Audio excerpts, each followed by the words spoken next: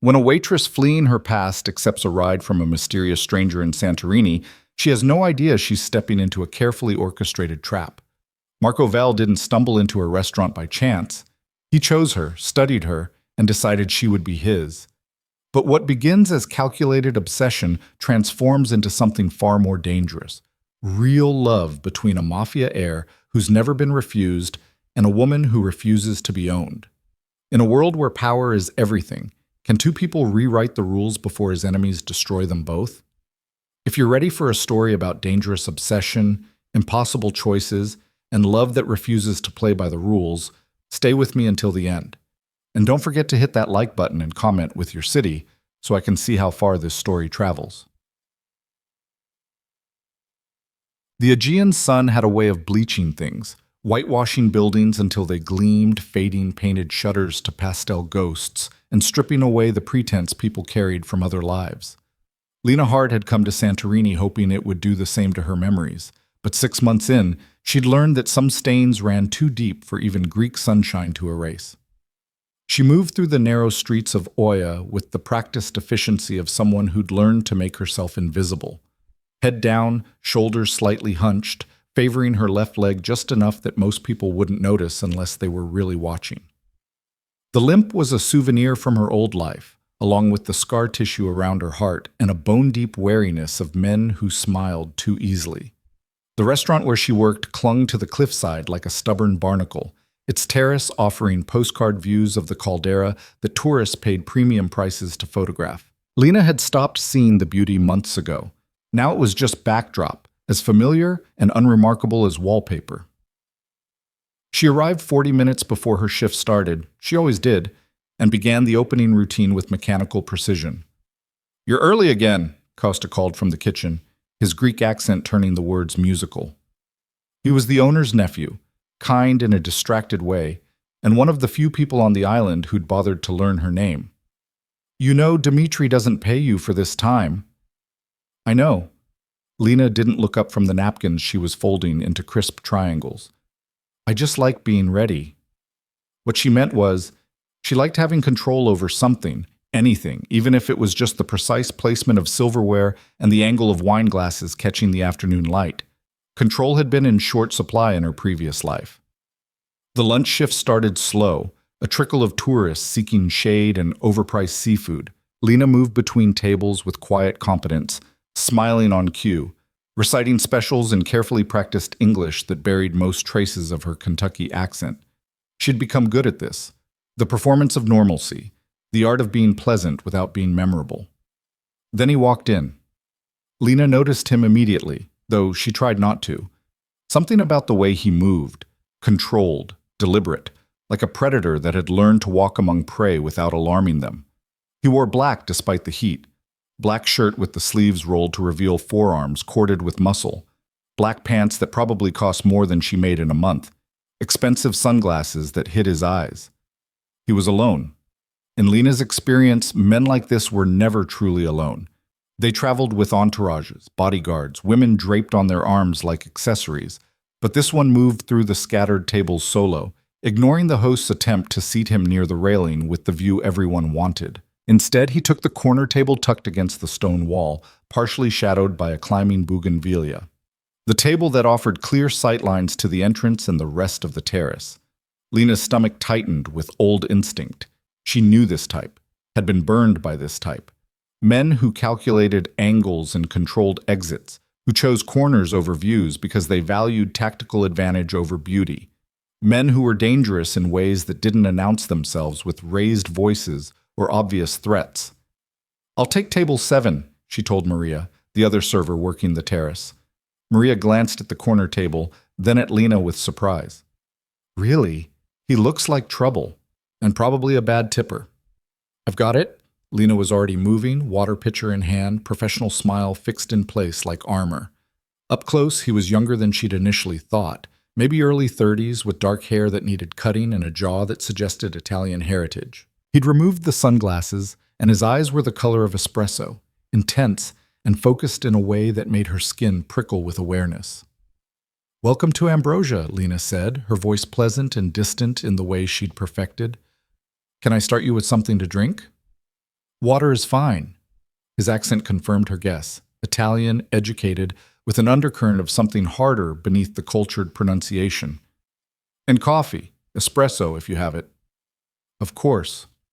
She poured water into his glass with steady hands, hyper-aware of how closely he was watching her. Not leering. She would have known how to handle that. This was different. Assessment, study, like he was cataloging details and filing them away for later use. The grilled octopus is excellent today, she offered, falling back on script. And the moussaka is, I'll have the octopus. He closed the menu without looking at it, his gaze never leaving her face.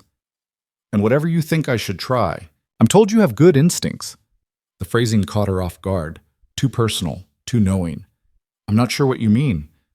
You chose this table for me instead of the one near the railing. Better shelter from the wind. No sun in the eyes. You notice details. A slight smile curved his mouth, not quite reaching his eyes. I appreciate attention to detail. Lena's professional mask wavered. I'll put in your order. She retreated to the safety of the kitchen, her heart beating faster than the brief interaction warranted. Costa looked up from the grill, eyebrows raised. Table 7 wants the octopus, she said, keeping her voice level.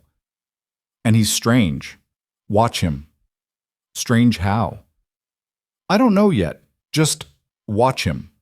But when she emerged with his espresso, forcing herself to maintain steady composure, the stranger had settled into his corner like he belonged there. He accepted the tiny cup with a nod, those dark eyes tracking her movements with uncomfortable precision. You're American, he said. Not a question. The accent gives me away. Lena tried for light, casual, while everything in her screamed to maintain distance. Not entirely. You've learned to soften it, but there, he gestured vaguely. Certain words still carry Kentucky, yes? Her blood chilled. She'd worked for months to strip away the regional markers, the tells that located her too specifically. You have a good ear. I pay attention to what interests me. He sipped his espresso, watching her over the rim. How long have you been on the island? Long enough to know the best beaches.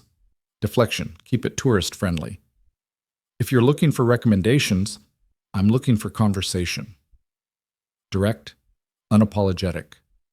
When does your shift end? That's kind of you, but I'm not... Lena began the polite refusal she had delivered 100 times to men who thought a server's smile was invitation. Not what? He set down his cup with deliberate care. Not interested? Not available? Or not willing to trust a stranger who notices you're working despite being in pain? She froze. Her hand moved unconsciously toward her left hip, where old damage still flared on long shifts. I don't know what you're talking about. You favor your right side. Subtle, but consistent. The limp is worse when you're tired. His voice remained neutral, observational, rather than accusatory. You've been on your feet since, what, 11? Earlier? You arrived before your shift started. Are you watching me? The question came out sharper than she'd intended, edged with the fear she'd tried so hard to bury.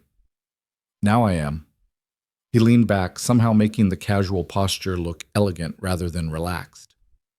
Initially, I was just sitting in a restaurant, but yes, you have my complete attention now. Is that so terrible? It's creepy. Honest, he corrected, unfazed by her bluntness. Most people pretend not to notice things. I find that dishonest. You're interesting, and I don't pretend otherwise. You don't know me. That's what conversation is for, remedying ignorance. He glanced at his watch, expensive, understated in the way truly costly things often were. Your shift ends at 8. Have dinner with me. No. Immediate, reflexive. Because you don't find me attractive? Because you have other plans? Or because you're afraid? The questions came without judgment, like he was genuinely curious about her reasoning. All of the above, Lena said, aiming for firmness even as her pulse hammered. And I don't have dinner with customers. What if I wasn't a customer? What if I came back tomorrow, sat at a different restaurant, and asked you then? Then I'd still say no. Why? The sheer persistence should have been annoying. Instead, it felt like something else, like being seen after months of deliberate invisibility, like having someone refuse to accept the carefully constructed walls she'd built. Dangerous, intoxicating, absolutely off limits. Because men like you are complicated, she said quietly, and I came here for simple. Men like me. He repeated the phrase thoughtfully. What kind of man do you think I am, Lena? Her name in his mouth startled her. She was wearing a name tag, but somehow hearing him say it felt intimate. The kind who gets what he wants. Usually, he acknowledged this without arrogance, but not always, and not by force. If you say no, I'll respect that, but I'm asking you to say yes. Why me? The question escaped before she could stop it, revealing more vulnerability than she'd intended. There are dozens of women in Oya, tourists looking for vacation romance, locals who actually belong here. Why does it matter whether I have dinner with you? He was quiet for a long moment, his dark eyes searching her face with that same unsettling intensity. Because you're hiding, and I want to know what you're hiding from. The honesty hit like cold water. Lena's breath caught, her carefully maintained composure cracking. That's none of your business. Perhaps not, but I'm making it my business. He pulled out his wallet, extracted far too much money for coffee and octopus that hadn't arrived yet, and set it on the table. I'm staying at the Kanav's Oya Suites, room 17. If you change your mind about dinner, come find me. If not, he stood, and she had to tilt her head back to maintain eye contact. I'll see you tomorrow. Same time, same table. Then he was gone, moving through the restaurant with that same predatory grace, leaving Lena standing beside the corner table with her heart racing and her mind spinning. Costa emerged from the kitchen with the octopus, took one look at her face, and frowned. I told you he was trouble. Yeah. Lena stared at the money on the table, at least 3 times what the bill would have been. You did. But trouble was a relative term, and the thing that terrified Lena most wasn't that the stranger had made her uncomfortable. It was that some treacherous part of her, some broken, foolish piece she thought she'd buried in Kentucky, wanted to see him again. True to his word, he returned the next day. Same time, same corner table, same deliberate choice of position over view. This time, Lena didn't try to pass him to Maria. She approached his table with coffee already prepared, espresso exactly as he'd ordered it before. You remembered. He accepted the cup, something like approval warming his expression. That's my job. Is it your job to remember every customer's order? The regulars, yes. I've been here once. That doesn't make me regular. You said you'd come back. I believed you. Lena set down the coffee with slightly more force than necessary. The octopus again? You decide. Order what you think I'll like. The same delegation of choice as yesterday. The same implication of trust. Lena wanted to find it presumptuous, but instead it felt like a test, one she was determined not to fail, despite not understanding the rules. She brought him grilled sea bass with lemon and herbs, served with island potatoes and fresh bread still warm from the oven. He ate slowly, deliberately, occasionally pausing to watch the other diners or check his phone with quick, efficient gestures. Lena tried not to watch him from across the terrace, tried to focus on her other tables, but her attention kept drifting back to the corner where he sat alone. How is everything? She asked when she cleared his plate. The question automatic.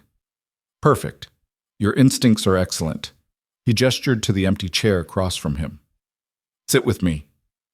I'm working. You're due for a break, I asked Costa. His smile was slight, knowing. He said you never take them, but you're entitled to 15 minutes. Sit, please. The please felt like an afterthought, but Lena found herself sliding into the chair anyway, her exhausted legs grateful for the respite even as her mind screamed warnings. Up close, she could see details she'd missed from a distance. A thin scar above his left eyebrow, the expensive watch that was actually a subtle tracking device if you knew what to look for, the slight calluses on his hands that suggested he did more than sign checks and make phone calls. What's your story, Lena Hart? He asked, his voice low enough that it wouldn't carry to nearby tables. And don't give me the tourist version, tell me something true. That's a very personal question for a stranger. Marco. He extended his hand across the table. Marco Valle. Now, we're not strangers. She didn't take his hand. Still a very personal question, Marco Valle. Then here, I'll go first. He withdrew his hand without apparent offense, folding his arms on the table. I'm from Rome originally. Family business brought me to Greece. I've been on Santorini for 3 weeks, and I'm phenomenally bored with everything except this restaurant. I prefer coffee to wine, sunrise to sunset, and I have an irrational dislike of crowds despite usually being surrounded by them. Your turn. The casual revelation felt choreographed, designed to lower her guard, invite reciprocation. Lena recognized the tactic because she'd used it herself, back when trust was a tool rather than a liability. I'm from Kentucky, she said finally. Obviously. I came here 6 months ago because I needed to be somewhere else. I work too much because I don't know what else to do with my time. And I don't trust easily, especially men who ask personal questions. Why not? Because trust is expensive. I can't afford it. Marco tilted his head, studying her with that uncomfortable focus. Someone hurt you. Someone always hurts everyone. That's not unique. No, but the way you carry it is. He reached across the table slowly, giving her time to pull back and touch the base of her wrist where her pulse hammered visibly. You're waiting for the next blow, anticipating pain. That's not just someone who got their heart broken. That's someone who got broken. Lena jerked her hand away, her chair scraping against stone as she stood. My break is over. Lena, thank you for dining with us, Mr. Vale. I hope you enjoy the rest of your stay in Santorini. She fled. There was no other word for it. Back into the kitchen where Costa was plating desserts with artistic precision. He looked up at her face and sighed. He's getting to you. No. The lie tasted bitter. He's just persistent. Men like that don't stop being persistent just because you want them to. Costa wiped his hands on his apron, his expression unusually serious. Be careful, Lena. Whatever you're running from, this island is small. Nowhere to hide if you need to run again. The warning settled in her stomach like lead. Costa was right. Santorini was barely 60 square miles of volcanic rock and tourist infrastructure. If she needed to disappear again, she'd already used up her best options. But when she emerged from the kitchen, Marco was still there, and the look he gave her was patient, determined, like he had all the time in the world to wait for her walls to crumble. He came back every day for a week. Same time, 3 in the afternoon, when the lunch rush had faded and the evening crowd hadn't yet arrived. Same table, corner position, back to the wall. Same routine. Coffee, whatever she recommended, conversation that felt like excavation. Each day he revealed something small about himself, offering fragments like a trail of breadcrumbs. He had a younger sister he worried about. He'd learned English from American movies. He'd once spent 3 months in Tokyo learning to make sushi from a master who'd initially refused to teach him. Why did he change his mind? Lena asked on the 5th day, drawn into the story despite herself. Because I kept showing up. Marco's smile was slight, self-aware. I'm stubborn. When I want something, I pursue it until I succeed or circumstances make continuation impossible.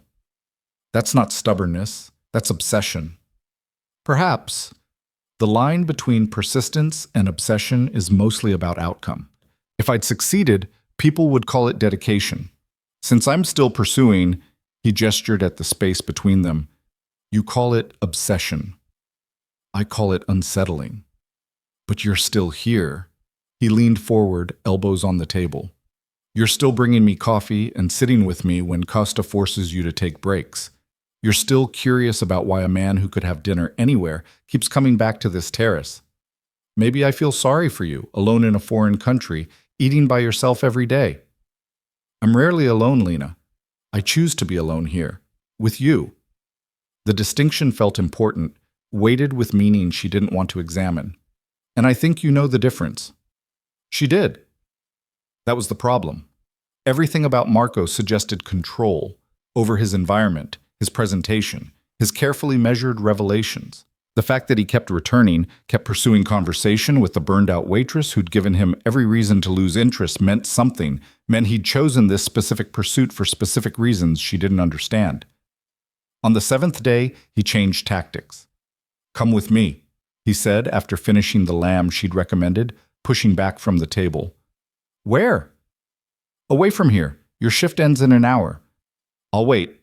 Then I want to show you something. Marco, trust me. He stood, extending his hand in clear invitation. 1 hour. If you hate it, I'll bring you back and never ask again. If you don't, we'll renegotiate terms. Every survival instinct Lena had cultivated screamed at her to refuse. This was how it started. Small concessions, little compromises, until you looked up one day and realized you'd given away pieces of yourself you couldn't reclaim. She knew this pattern, had survived it once already, but she was so tired of being careful, so exhausted from 6 months of holding herself separate from everything, everyone, every possible connection that might require vulnerability. And Marco was offering something she'd almost forgotten existed: curiosity, adventure, the possibility that maybe she could have something beyond survival. 1 hour, she heard herself say. And you tell Costa where we're going. Deal. The hour passed in a blur of anxious anticipation. Lena finished her shift mechanically, her mind already racing ahead to what she'd agreed to. Costa cornered her near the kitchen. Are you sure about this? No. Honesty felt safer than false confidence. But I'm doing it anyway. Your funeral. But he squeezed her shoulder with rough affection. Call me if you need extraction. I know people. The idea that Costa, gentle, perpetually flower-dusted Costa, knew people capable of extraction would have been funny under other circumstances. Now, it just underscored how little she actually knew about anyone on this island, including herself. Marco was waiting outside when she emerged, changed from restaurant casual into dark jeans and a linen shirt that probably cost more than her monthly rent. A car idled at the curb, low, sleek, expensive enough that tourists were already taking pictures. You didn't mention a car. You didn't ask. He opened the passenger door, waiting. Still willing? Lena slid into leather seats that smelled like money and poor decisions. Where are we going? Somewhere you'll appreciate, I think. Marco navigated the narrow streets with practiced ease, heading away from Oya's tourist center toward the island's interior. How much of Santorini have you actually seen? The restaurant, my apartment, the pharmacy, the mini-mart. 6 months and that's it? He glanced at her, something like dismay crossing his features. Lena, you're living on one of the most beautiful islands in the world, and you've seen nothing? I didn't come here for tourism. What did you come here for?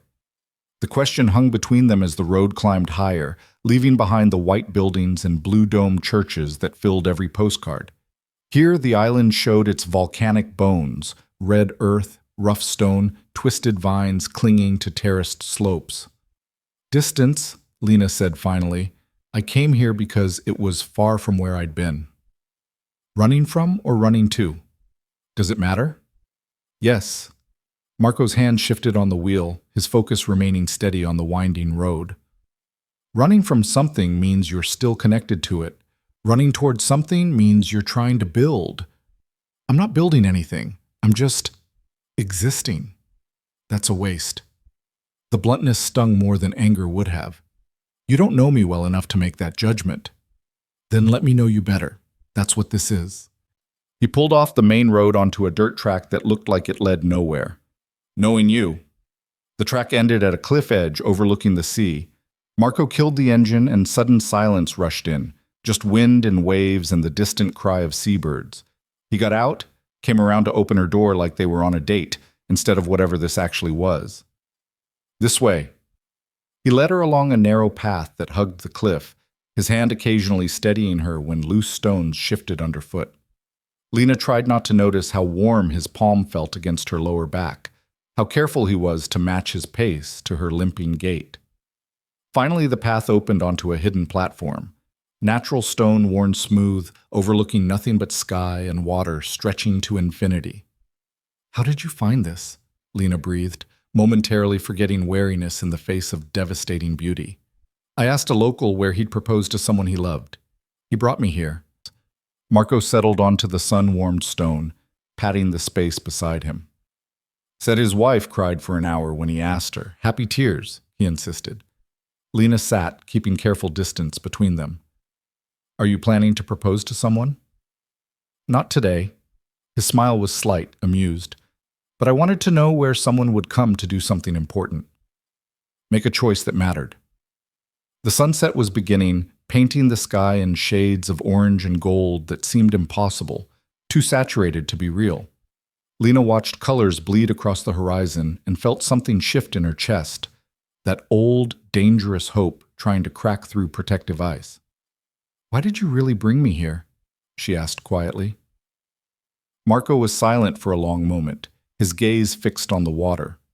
When he finally spoke, his voice carried unusual weight. "Because I wanted you to see that you're allowed to have beautiful things. That hiding isn't the same as healing. You don't know what I'm hiding from." "No, but I know what hiding looks like. I've done it differently, surrounded by people instead of isolated from them, but still hiding." He turned to face her, and his eyes held something raw, almost vulnerable. "I see you, Lena. Actually see you. Not the performance you give customers or the walls you've built. I see someone exhausted from carrying weight alone. Someone who deserves to put it down, even briefly. And if I don't want to put it down, if carrying it is what keeps me safe, then you carry it. I won't force you." His hand moved slowly, giving her time to pull away, and settled over hers where it rested on the stone. "But let me carry some of it with you, just while we're here, just for tonight." The touch was warm, solid, anchoring. Lena knew she should pull away, maintain the boundaries that had kept her functional, if not whole. But the sunset was impossibly beautiful, and Marco's hand felt impossibly steady, and she was so tired of being the only person holding herself together. So she didn't pull away. She let her fingers curl slightly, accepting the weight of his palm, the warmth of connection she'd denied herself for so long. It felt dangerous and necessary in equal measure. They sat in silence as the sun sank lower, painting the world in fire and shadow. And for the first time in 6 months, Lena let herself believe that maybe, just maybe, she could have this. Could have one evening of beauty and connection before returning to the careful isolation that kept her safe. She had no idea how much that one concession would cost her. Had no idea that the man holding her hand had orchestrated every moment, calculated every word, chosen her with the same precision he applied to everything else in his carefully controlled world. All she knew was that for one sunset, she didn't feel alone, and that would have to be enough. Even if some part of her already suspected it would never be enough again. The drive back to Oya happened in comfortable silence, the kind that felt earned rather than awkward. Lena watched the darkening landscape roll past, acutely aware of Marco's presence beside her, the quiet confidence in how he navigated the narrow roads, the occasional glance he sent her way when he thought she wasn't looking. She should have felt nervous, vulnerable after letting someone past her carefully constructed defenses, but instead she felt strangely calm, like she'd stepped off a cliff and discovered she could float. "Are you hungry?" Marco asked as they descended back toward the cluster of lights that marked the town. "Real food, not whatever you've been surviving on." "I eat fine." "You eat efficiently. That's different." He pulled into a parking area near the center of town, killing the engine. "When did you last have a meal you actually enjoyed instead of fuel you consumed?" Lena couldn't remember. Everything had been about function for so long, cheap groceries stretched across weeks, meals eaten standing in her tiny kitchen because sitting felt like wasting time. "I don't really think about it." "You should." Marco came around to open her door, extending his hand. "Come. I know a place." Another secret local spot? Something like that. The restaurant he led her to was tucked down a side street she'd walked past 100 times without noticing. No sign, no tourist-friendly menu posted outside, just a weathered blue door and the smell of grilled meat and herbs drifting from somewhere within. Marco knocked, actually knocked, like he needed permission to enter, and an older woman appeared, her face creasing into a warm smile when she saw him. They exchanged rapid Greek, the woman's gestures animated and affectionate. She patted Marco's cheek like he was a wayward grandson, then turned that same warm attention to Lena, switching effortlessly to accented English. "You bring me a beautiful girl, finally.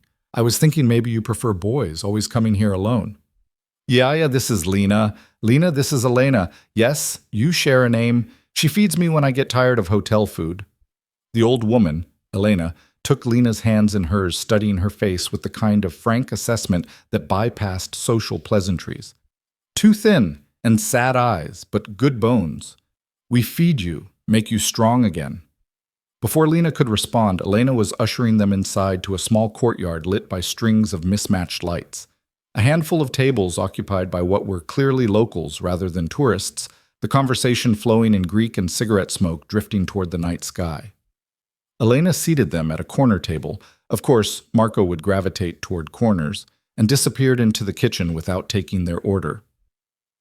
"Does she always decide what people eat?" Lena asked. "Always, and she's never wrong."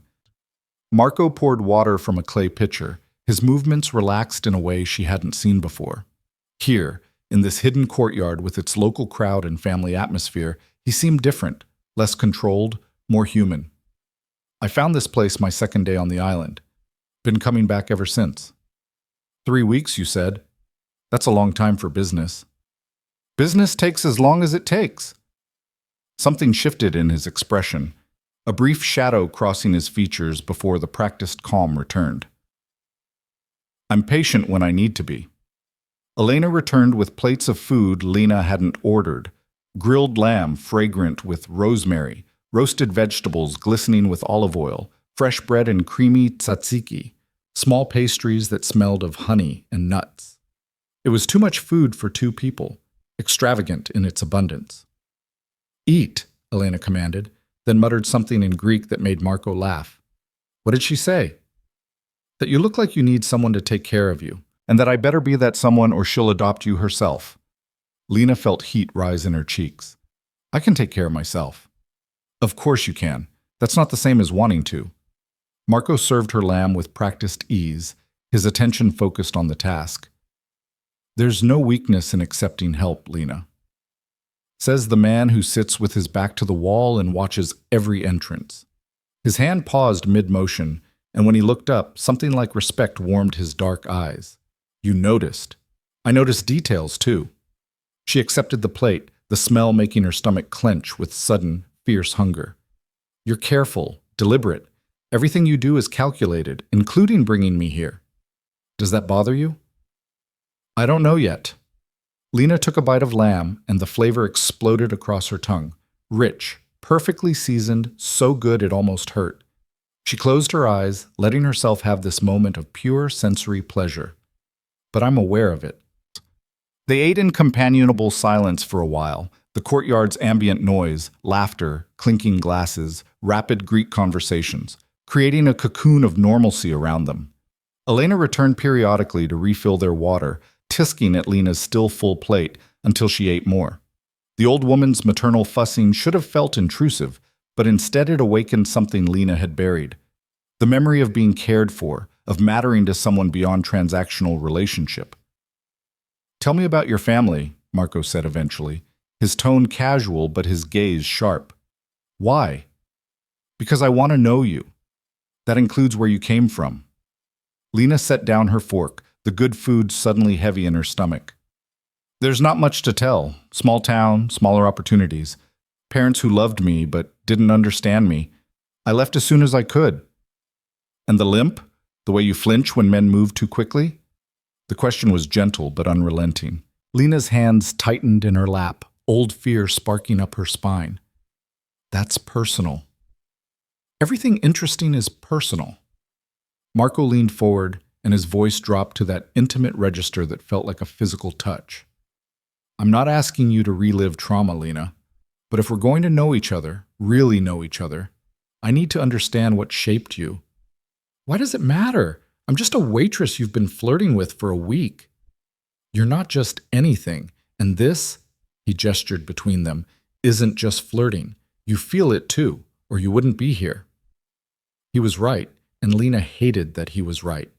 Whatever this was, it had weight, momentum, the kind of pull that felt inevitable even as every rational part of her brain screamed warnings. "His name was Derek," she heard herself say, the words scraping raw from a place she'd kept locked. "We met in Louisville. I was 23, working 3 jobs, trying to save enough to go back to school. He was older, established, seemed stable. I thought," she laughed bitterly, I thought he was what I needed. Security. Someone who had his life together. Marco said nothing, but his attention was absolute. Present. Waiting. It started small. Comments about my clothes, my friends, suggestions about how I could be better. I thought he was trying to help me improve.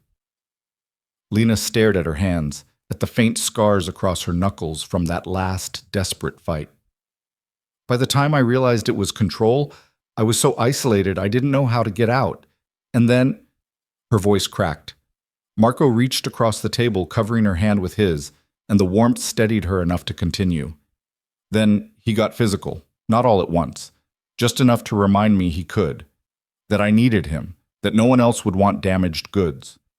The clinical recitation helped, made it feel like someone else's story.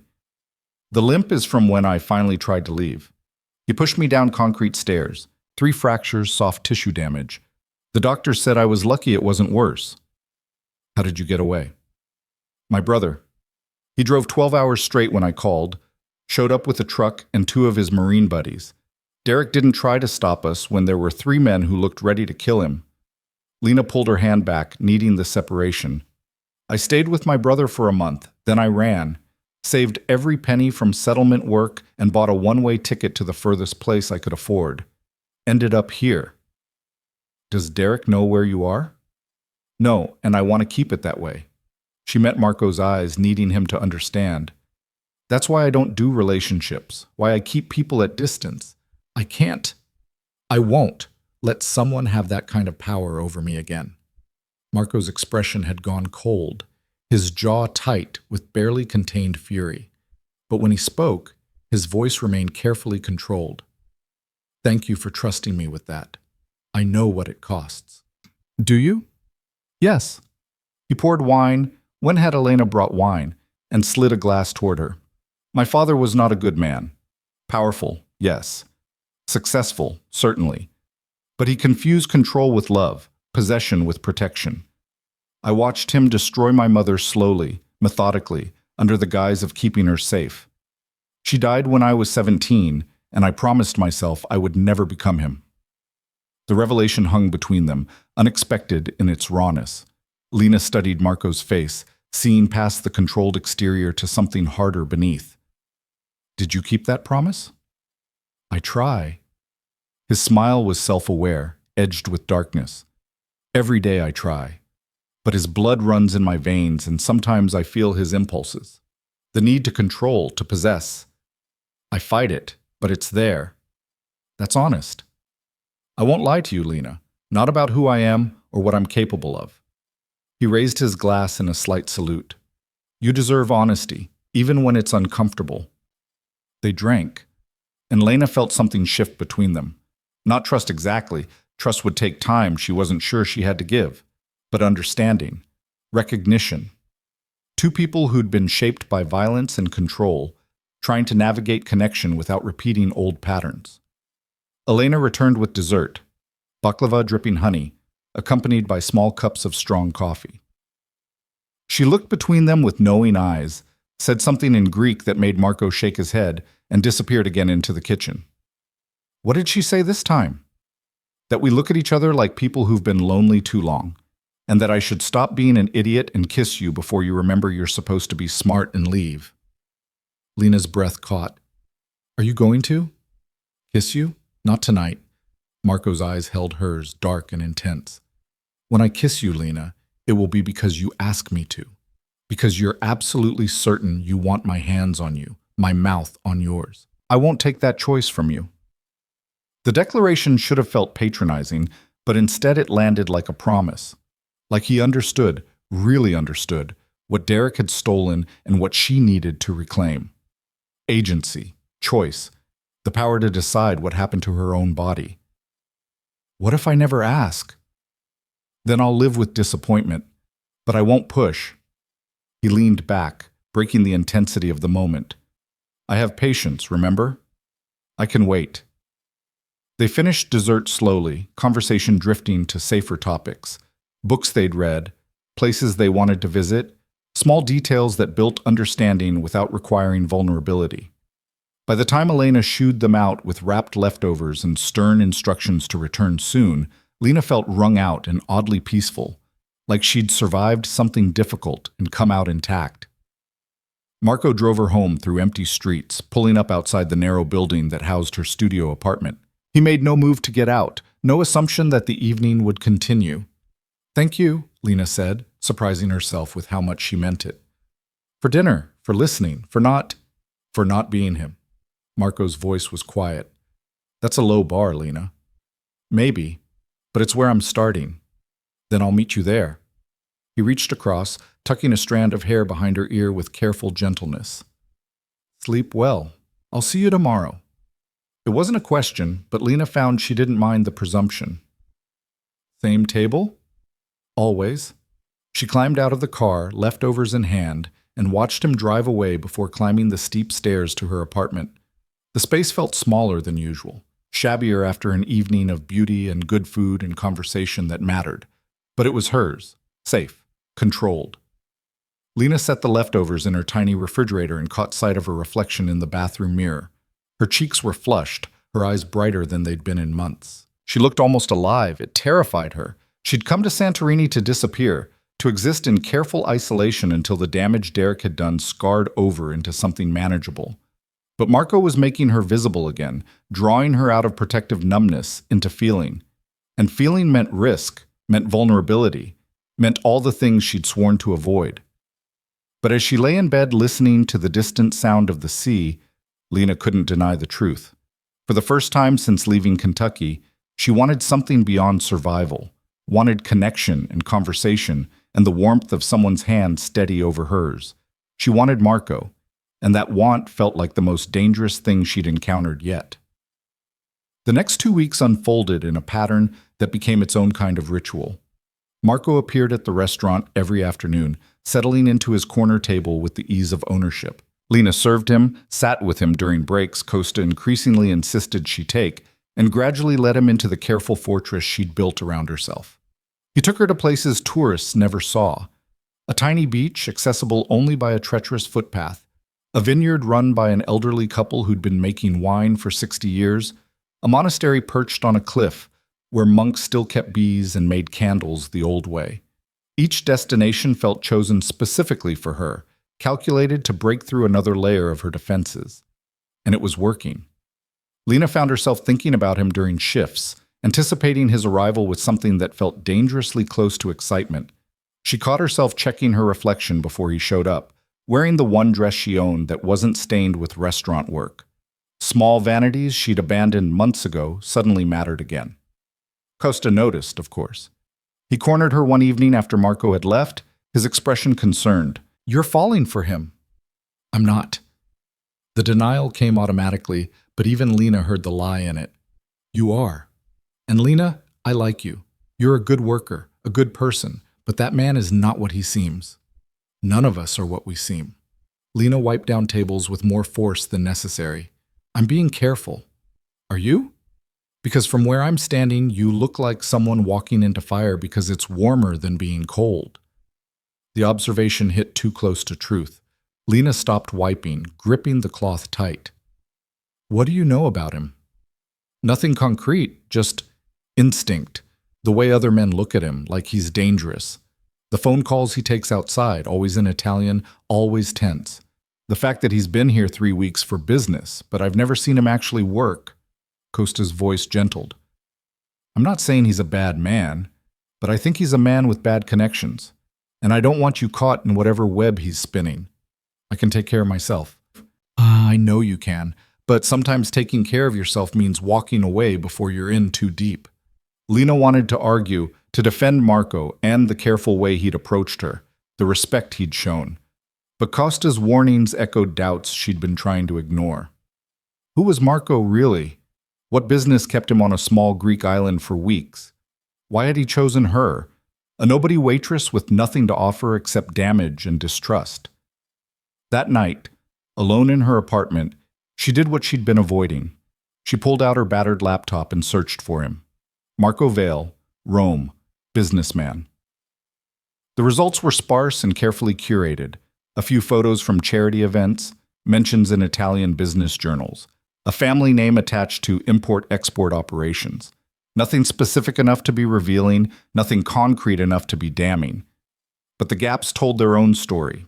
No social media presence, no personal details, no indication of what kind of business would bring him to Santorini. The digital footprint of someone who'd learned to stay invisible while operating in plain sight. Lena closed the laptop, her heart racing with familiar anxiety. She knew this feeling, the sense of missing pieces, of a picture not quite adding up. She'd ignored it with Derek, convinced herself she was being paranoid, let love, or what she'd thought was love, override instinct. She couldn't make that mistake again. The next afternoon, when Marco arrived at his usual time, Lena was ready. She'd spent the morning rehearsing what she'd say, building up her courage to ask the question she'd been avoiding.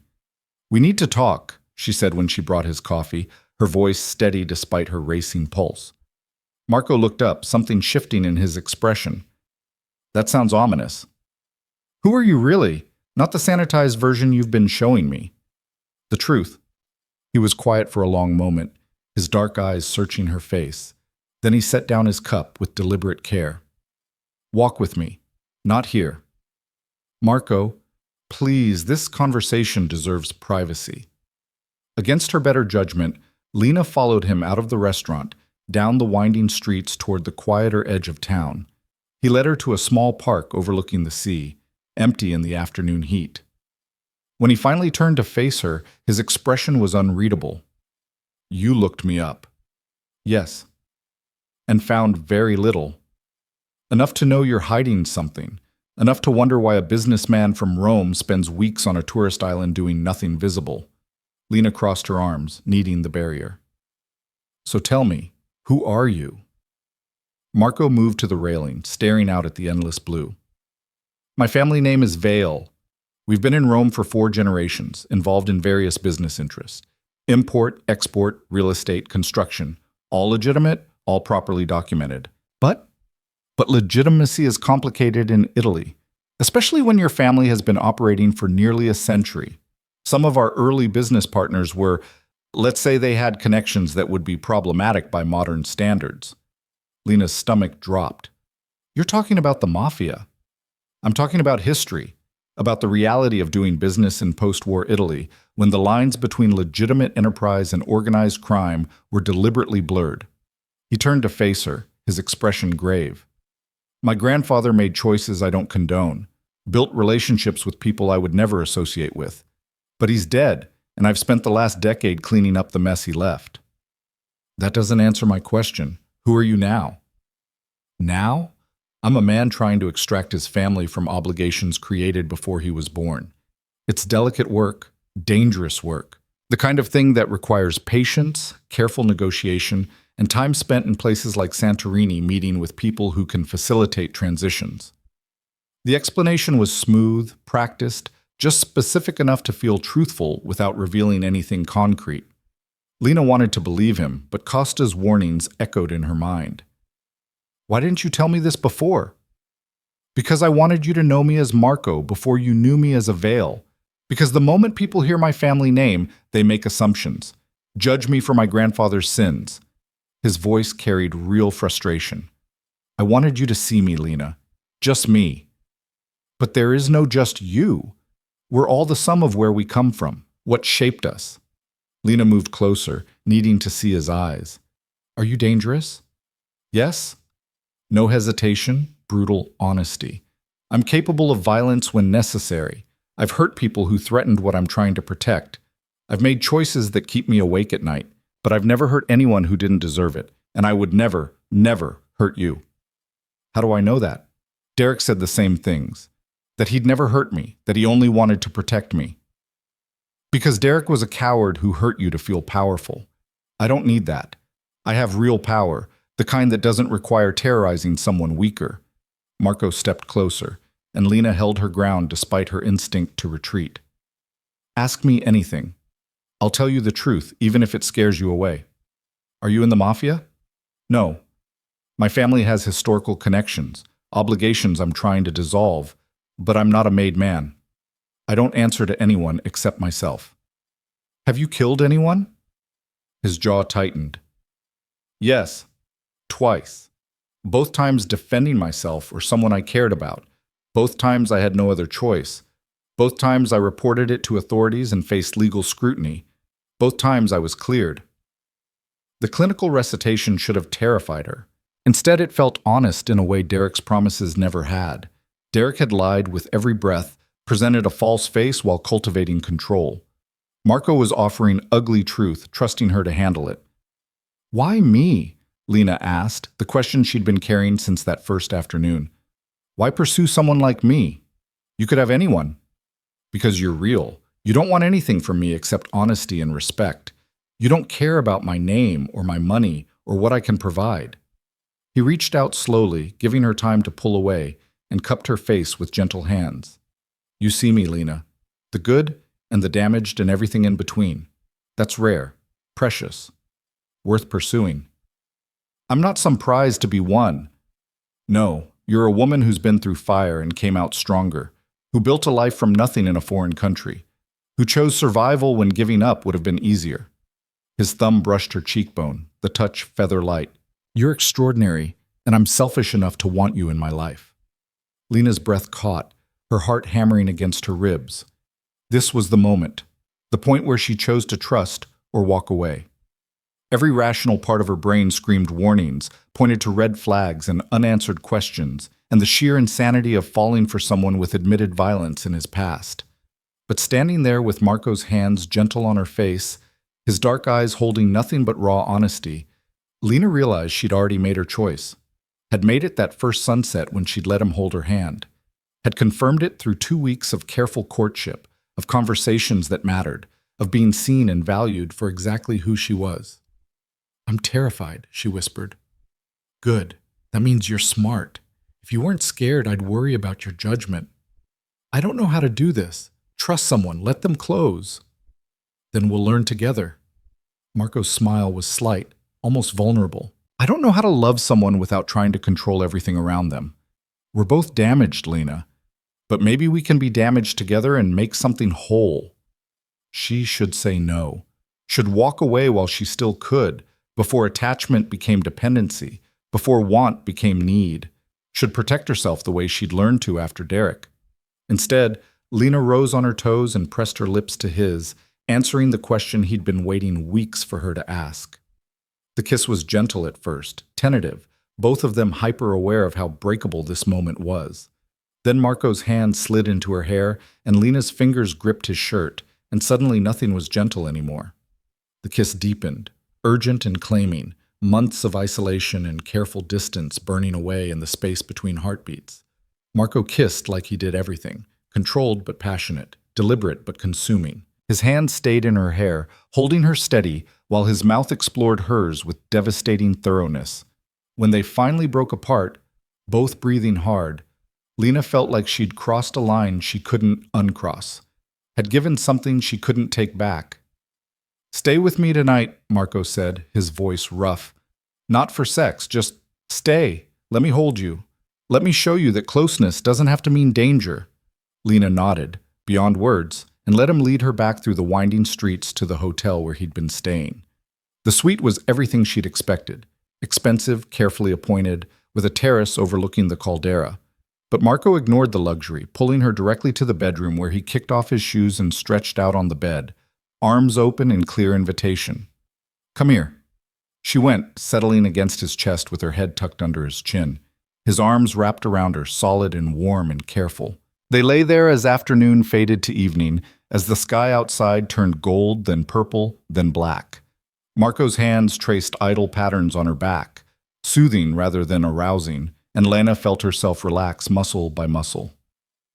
"Tell me something true," she murmured against his chest. "I've been watching you for 3 months."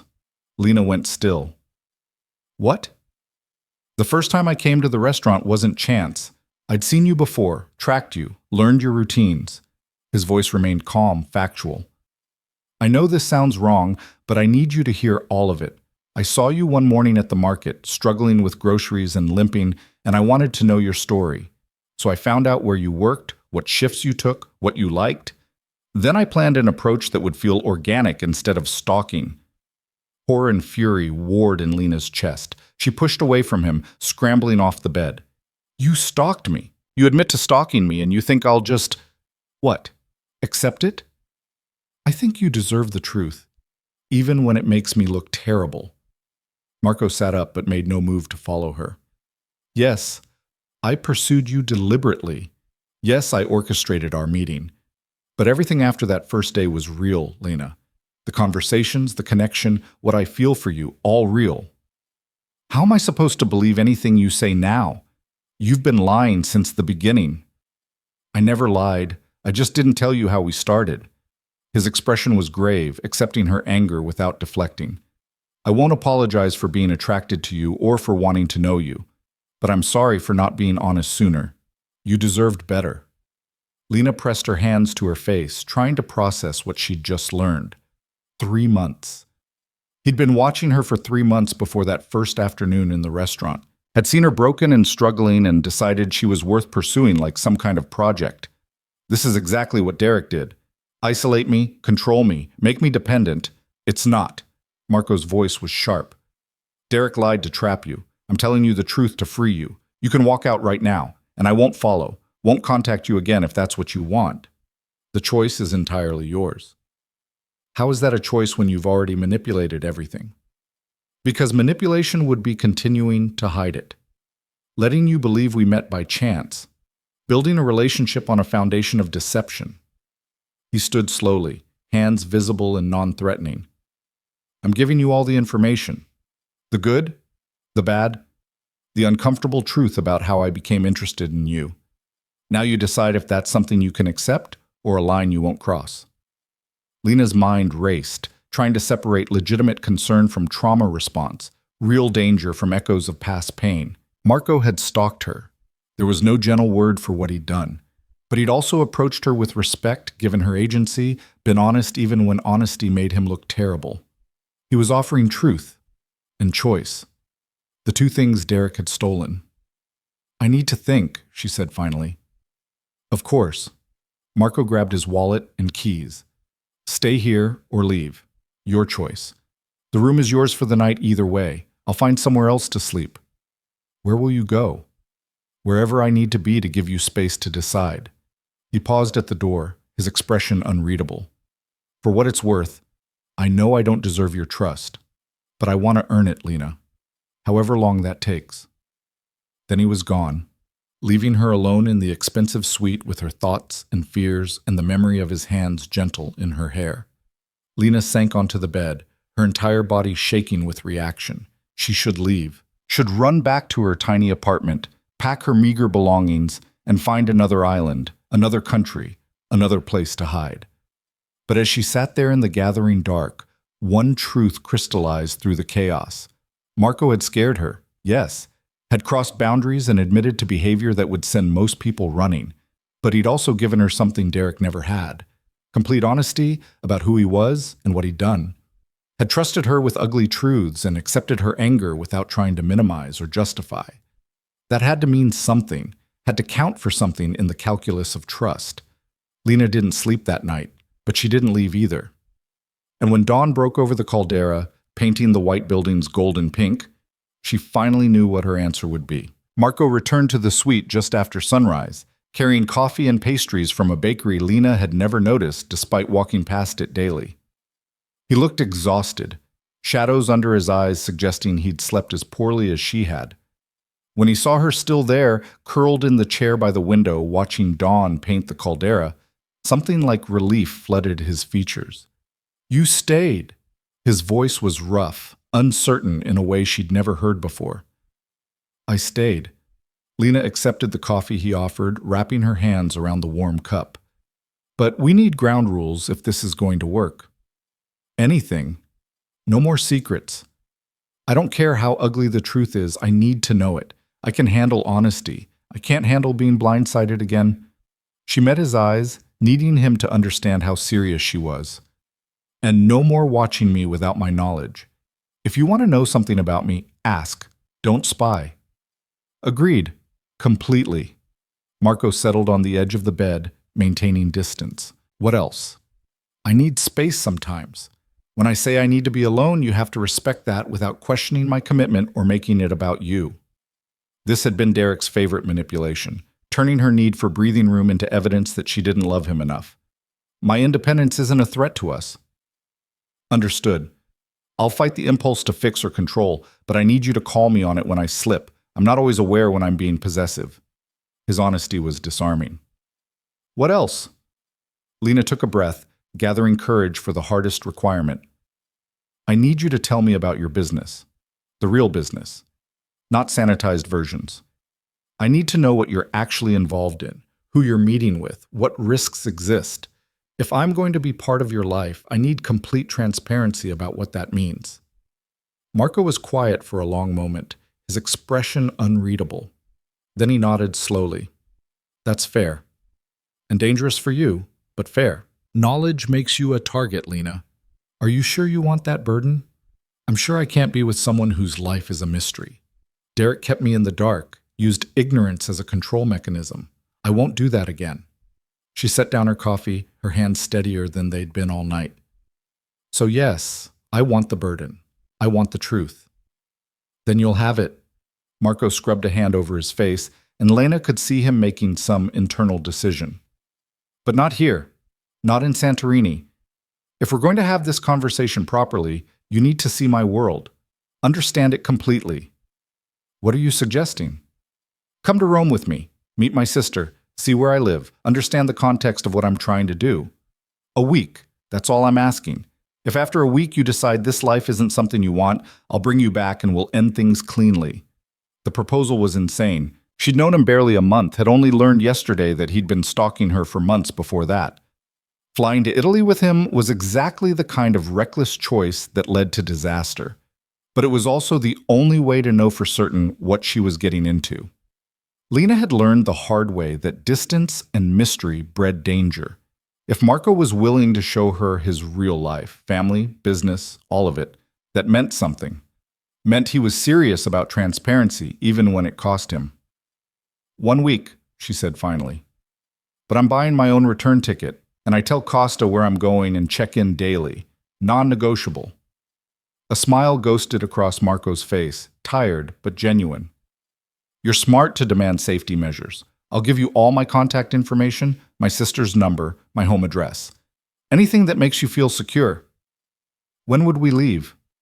Tomorrow, if you can arrange it. I've delayed business too long already. He hesitated, something vulnerable flickering in his expression. I know this is fast, Lena. I know I'm asking a lot. But I need you to understand my life if we're going to build something real. Half-truths and careful distance won't work long-term. He was right. As terrifying as the prospect was, staying in Santorini meant staying in limbo, building a relationship on sand while avoiding the foundation underneath. If she was going to do this, she had to do it completely. Eyes open, risks acknowledged, truth faced head-on. I'll talk to Dimitri today. Request a week off. The decision settled in her chest, solid despite the fear. But Marco, if I see anything that reminds me of Derek, anything that suggests you're trying to control or manipulate me, I'm gone. No second chances. Fair. He stood, moving toward her with careful deliberation. Can I hold you, or do you need more space? The question itself was answer enough. Derek had never asked, never given her the choice. Lena rose and stepped into Marco's arms, letting his warmth surround her. They stood like that for long minutes, breathing together, and Lena felt some of the night's tension drain away. Thank you for staying, Marco murmured against her hair.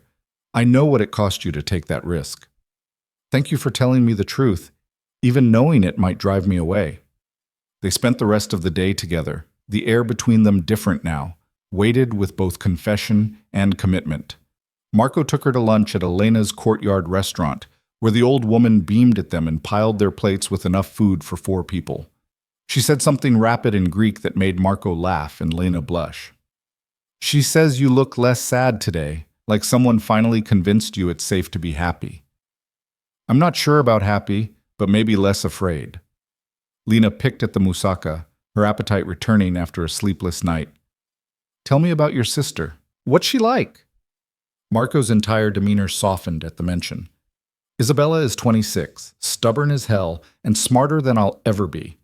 She's finishing her doctorate in art history, specializing in Renaissance forgeries. She has absolutely no patience for the family business and makes that clear at every opportunity. She doesn't know what you do?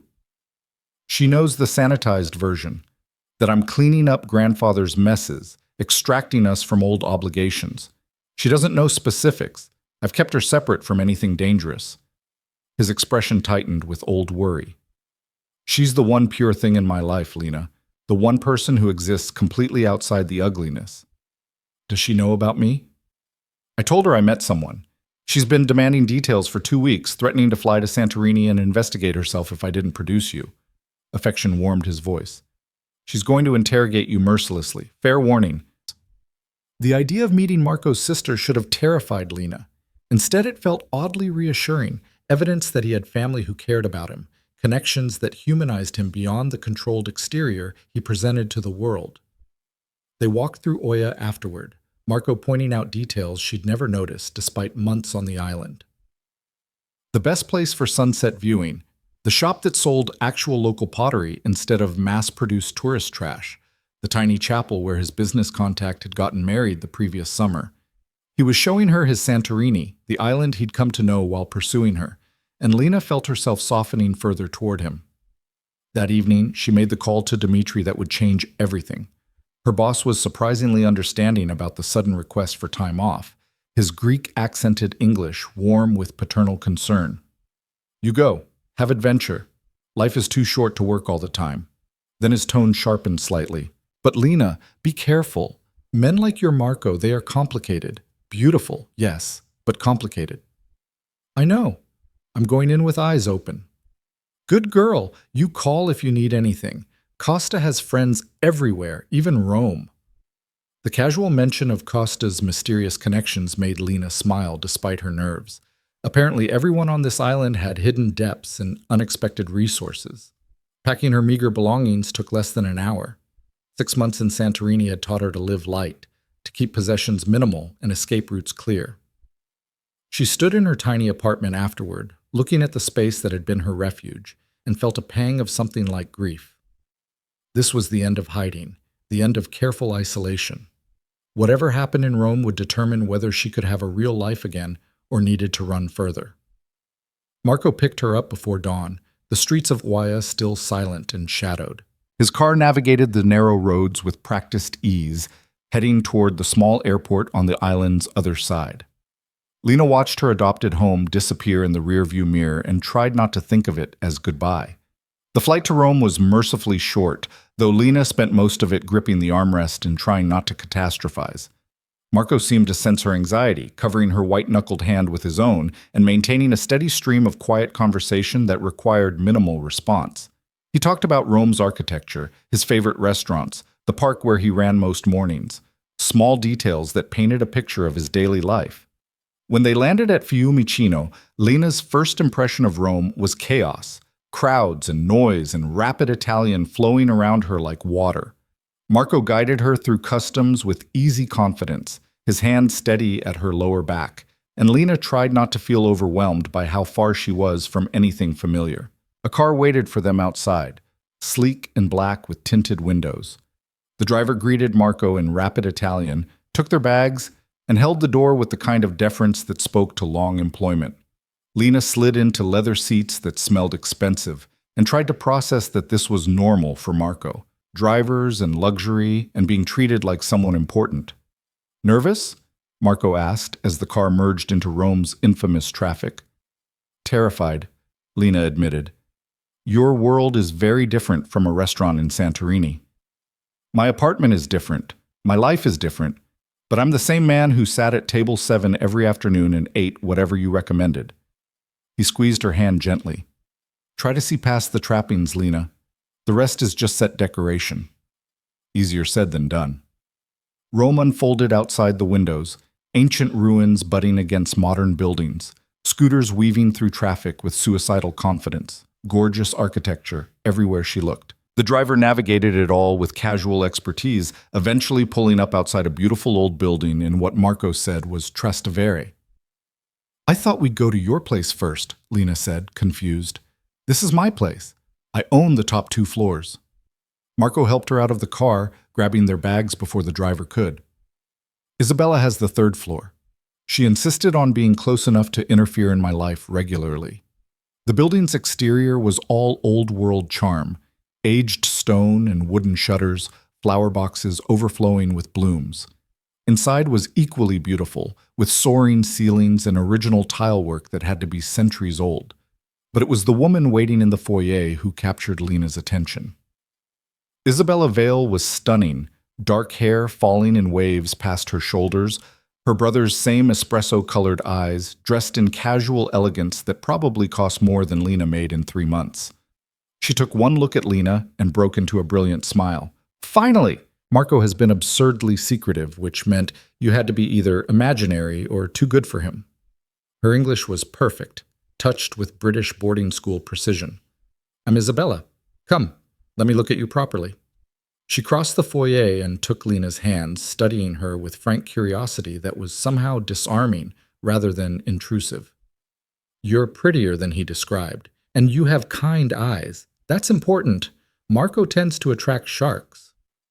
Bella, you're scaring her. Marco's voice carried exasperation and affection in equal measure. Nonsense. If she scares easily, you chose wrong. Isabella linked her arm through Lena's, already steering her toward the stairs. I'm stealing your girlfriend for proper coffee and interrogation. You can brood upstairs and unpack. Lena? Marco's question was really asking permission, checking that she was comfortable being separated. I'm good. And surprisingly, she was. Isabella's direct warmth was easier to handle than Marco's intensity, and getting his sister's perspective felt important. I'll see you later. Isabella's apartment was smaller than what Lena assumed Marco's would be, but infinitely more lived in. Books everywhere, art prints covering the walls, a desk buried under research materials. The younger woman guided Lena to a cozy kitchen and began making espresso with the kind of ritualistic precision that suggested this was serious business. So, Isabella said as she worked, my brother is in love with you. He hasn't said so explicitly, but I know him. He doesn't bring women home, doesn't introduce them to family. The fact that you're here means you matter. So I need to know, what are your intentions toward my idiot brother? The directness caught Lena off guard, pulling a surprised laugh from her. Shouldn't I be asking you that question? Probably. But you're the one who flew to a foreign country with a man you've known barely a month. Either you're reckless or he's worth the risk. I'm trying to determine which. Maybe both. Lena accepted the tiny cup of espresso, inhaling the rich aroma. I don't know what I'm doing, honestly. A month ago I was just trying to survive. Now I'm in Rome with a man who admitted to stalking me, hoping to understand what I'm actually getting into. Isabella's eyebrows rose. He told you about that? About watching you for months? Last night. Almost sent me running. But you're here anyway. Isabella settled across from her, dark eyes assessing. Why? Because he told me the truth, even knowing it might drive me away. That takes a kind of courage Derek never had. Derek being the man who hurt you. It wasn't a question. Clearly, Marco had shared at least some of Lena's history. Marco told me a little. Enough to know you've been through something terrible. Lena took a careful sip of espresso, using the pause to gather her thoughts. Your brother scares me sometimes, not because I think he'll hurt me, but because caring about him means entering a world I don't understand. He promised me truth, showed me his reality. I'm here to see if I can handle it. Honest, I like that. Isabella's smile was approving. Marco needs someone who won't be dazzled by money or intimidated by power, someone who sees him as human rather than myth. What's he really involved in, Isabella? I know the basic outline, family business, old obligations, extracting himself from grandfather's connections. But what does that actually mean? The younger woman's expression became more guarded. You should ask him. It's not my story to tell. I'm asking you because I want perspective beyond what he'll share. I need to know if I'm being naive. If the danger is worse than he's admitting. Isabella was quiet for a long moment, clearly wrestling with loyalty and concern. Finally, she sighed. Our grandfather was a complicated man, brilliant businessman, terrible human being. He built the family fortune through a combination of legitimate enterprise and deeply problematic partnerships. By the time Marco inherited control, We were entangled with people who don't simply let you walk away. What kind of people? The kind who view obligation as permanent, who expect loyalty to be absolute. Isabella's voice was careful, measured. Marco has spent 5 years trying to extract us, paying off debts, severing connections, building legitimate operations that don't require dirty partnerships. It's dangerous work. People have died. Lena's stomach dropped. People Marco killed? People who came after him, who saw his attempts at extraction as betrayal and tried to make examples. Isabella met her eyes directly. My brother is not a violent man by nature, Lena, but he is a protective one. When threatened, he responds with absolute force. Is he in danger now? Are you? Less than we were.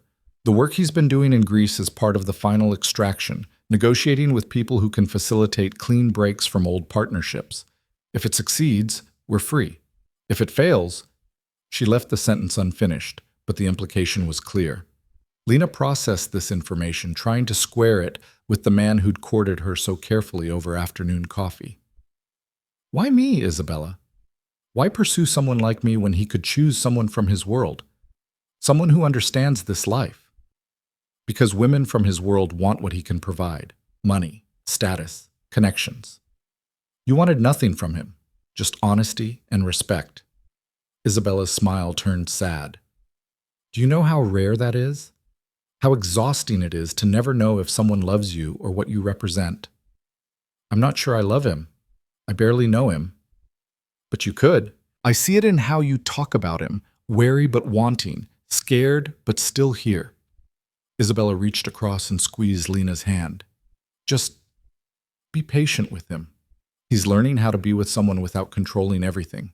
It goes against every instinct our family cultivated. They talked for another hour, Isabella sharing stories about growing up as a veil, the pressure and privilege intertwined. She painted a picture of Marco as a devoted older brother, taking responsibility for the family's problems so she could have a normal life. The love between them was evident, as was Isabella's worry that her brother's protective instincts would eventually destroy him. When Lena finally made her way upstairs to Marco's apartment, she was emotionally wrung out but clear about what she'd walked into. Marco met her at the door, his expression anxious. Did Bella terrify you completely? No, she gave me context, perspective. Lena stepped inside, taking in the space that would be home for the next week. It was beautiful, high ceilings, original details carefully preserved, furniture that managed to be both elegant and comfortable. But what struck her most were the books. Everywhere, in multiple languages, on every conceivable subject. You didn't mention you were a reader. There's a lot we don't know about each other yet. Marco closed the door, maintaining careful distance. What did Isabella tell you? That your grandfather was dangerous, that you've been cleaning up his mess for 5 years, that people have died. Lena turned to face him fully. That if your work in Greece fails, you're both in serious danger. Marco's jaw tightened. She shouldn't have told you that. I asked. She was honest, which is what I need from both of you. Lena moved closer, studying his face. How much danger, Marco? Really? He was quiet for a long moment, clearly debating how much truth to share. Then he seemed to come to a decision. Enough that I have security I didn't mention. Enough that this building has protections you wouldn't notice but that exist. Enough that bringing you here was a calculated risk. Risk to me or to you? Both. You're visible now, associated with me. That makes you vulnerable. His voice roughened with what sounded like regret. I should have considered that more carefully before pursuing you. Should have protected you by staying away. But you didn't stay away. No, I'm too selfish for that. He reached out, cupping her face with gentle hands. I saw you struggling with groceries, trying so hard to be invisible, and I wanted to give you everything: safety, comfort, the freedom to be seen without fear. It was possessive and probably unhealthy, but I couldn't walk away. Show me. Lena covered his hands with hers, holding them against her face. Show me your world, your work, everything you've been trying to protect Isabella from. I need to understand completely before I can decide if this is something I can handle. Marco's eyes searched hers, looking for certainty or perhaps permission. Knowing makes you complicit, Lena. Makes you part of it. Are you sure?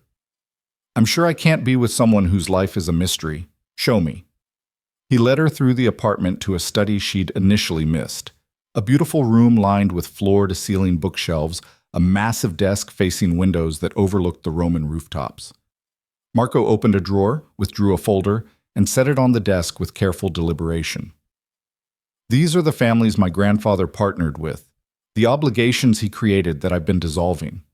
He opened the folder, revealing photographs and documents. Some I've successfully separated from. Others are proving more difficult. Lena studied the photographs. Men in expensive suits, some clearly taken at social events, others surveillance-style shots. They all had the same quality Marco did: controlled, dangerous, comfortable with power. How do you separate from people like this? Carefully. You find what they value more than your continued obligation: money, connections, opportunities they can't access otherwise. You offer trades, make yourself more valuable as an ally than an asset. His finger traced one photograph, a silver-haired man with cold eyes. This is Antonio Marchesi. He's the last significant connection I need to sever. My work in Santorini was negotiating with his rivals, building leverage I can use to force a clean break. And if he refuses, then things become complicated. Marco's voice was flat, emotionless. Marchesi is old school. He views obligations as permanent, betrayal as unforgivable. If he decides I'm a threat rather than a useful connection, he'll move against me. Against us, you mean? If I'm visible, associated with you, boss? Yes, against us. Marco closed the folder, his expression grim. This is why I hesitated to pursue you, Lena.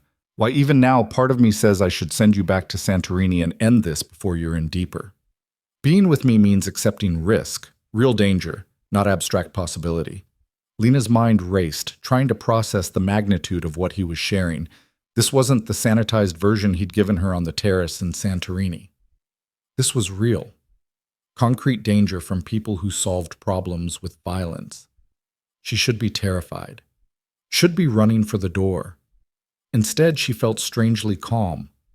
Informed fear was manageable in a way vague dread never was.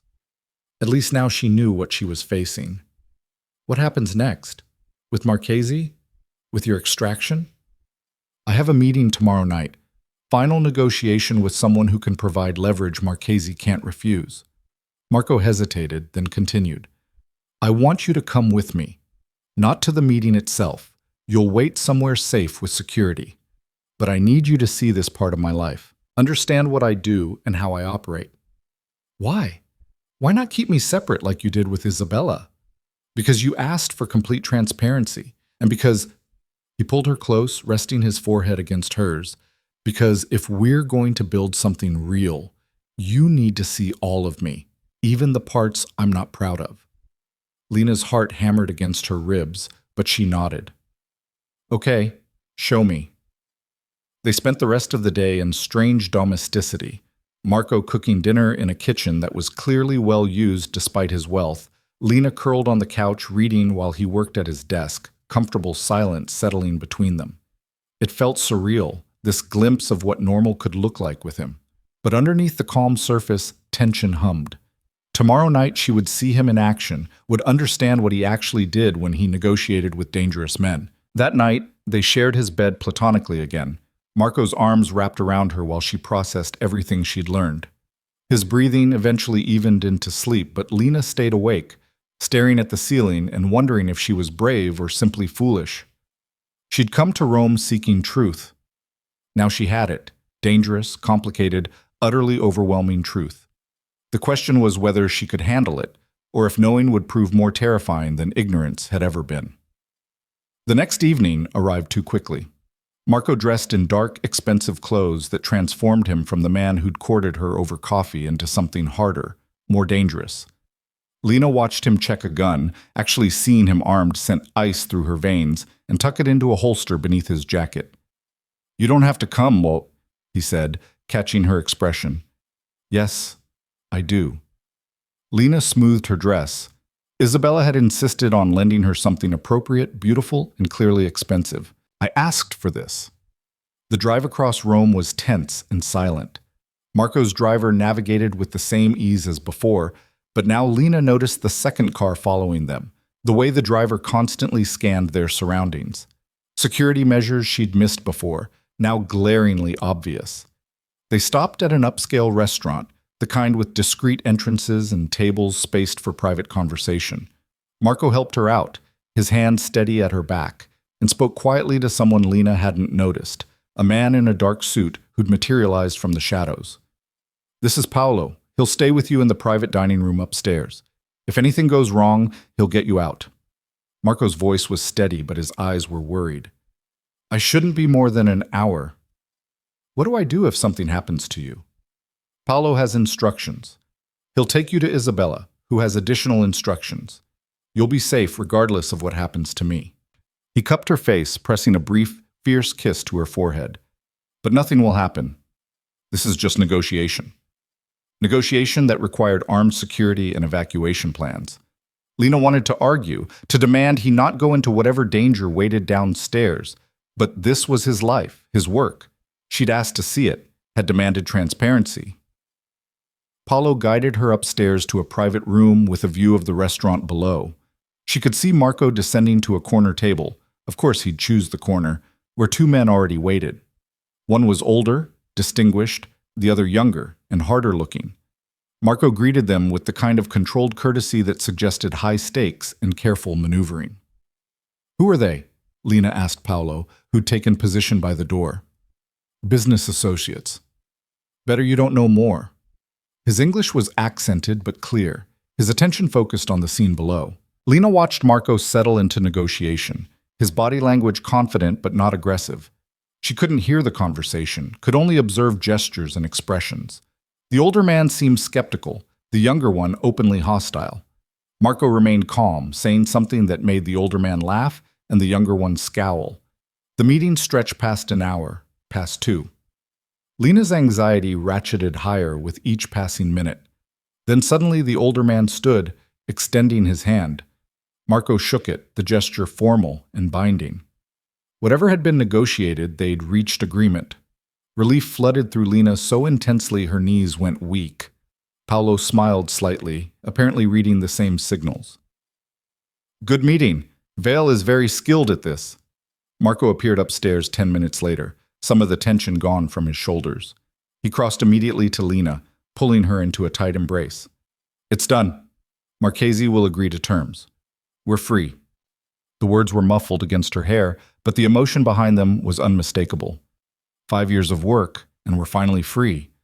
Lena held him, feeling the slight tremor in his frame that suggested how much control he'd been exerting.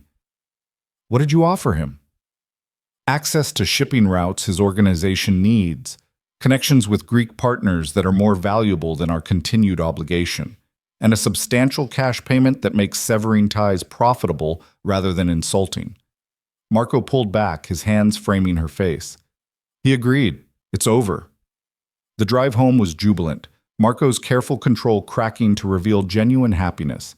He held her hand the entire way, occasionally raising her knuckles to his lips in absent affection.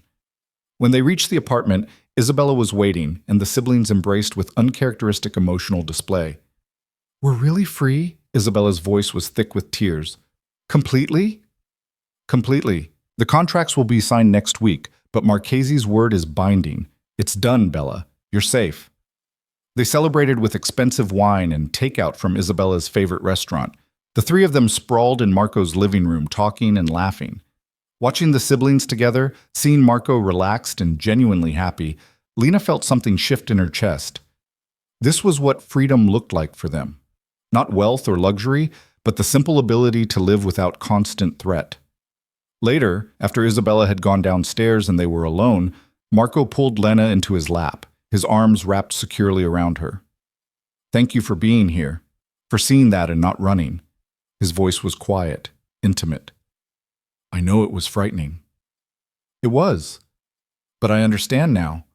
Why you're the way you are, why control matters so much to you." Lena turned to face him more fully.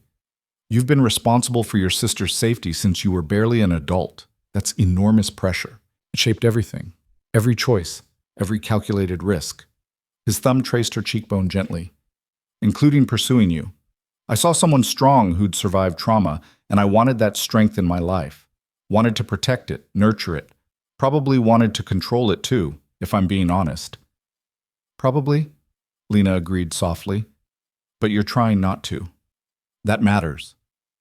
They kissed then, slow and deep, weeks of tension finally finding release. Marco's hands stayed gentle despite the intensity, always giving her space to pull back, to say no.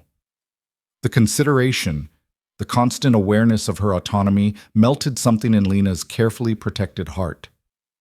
I'm falling for you, she whispered against his mouth. I don't want to. It's terrifying, but I am. Good.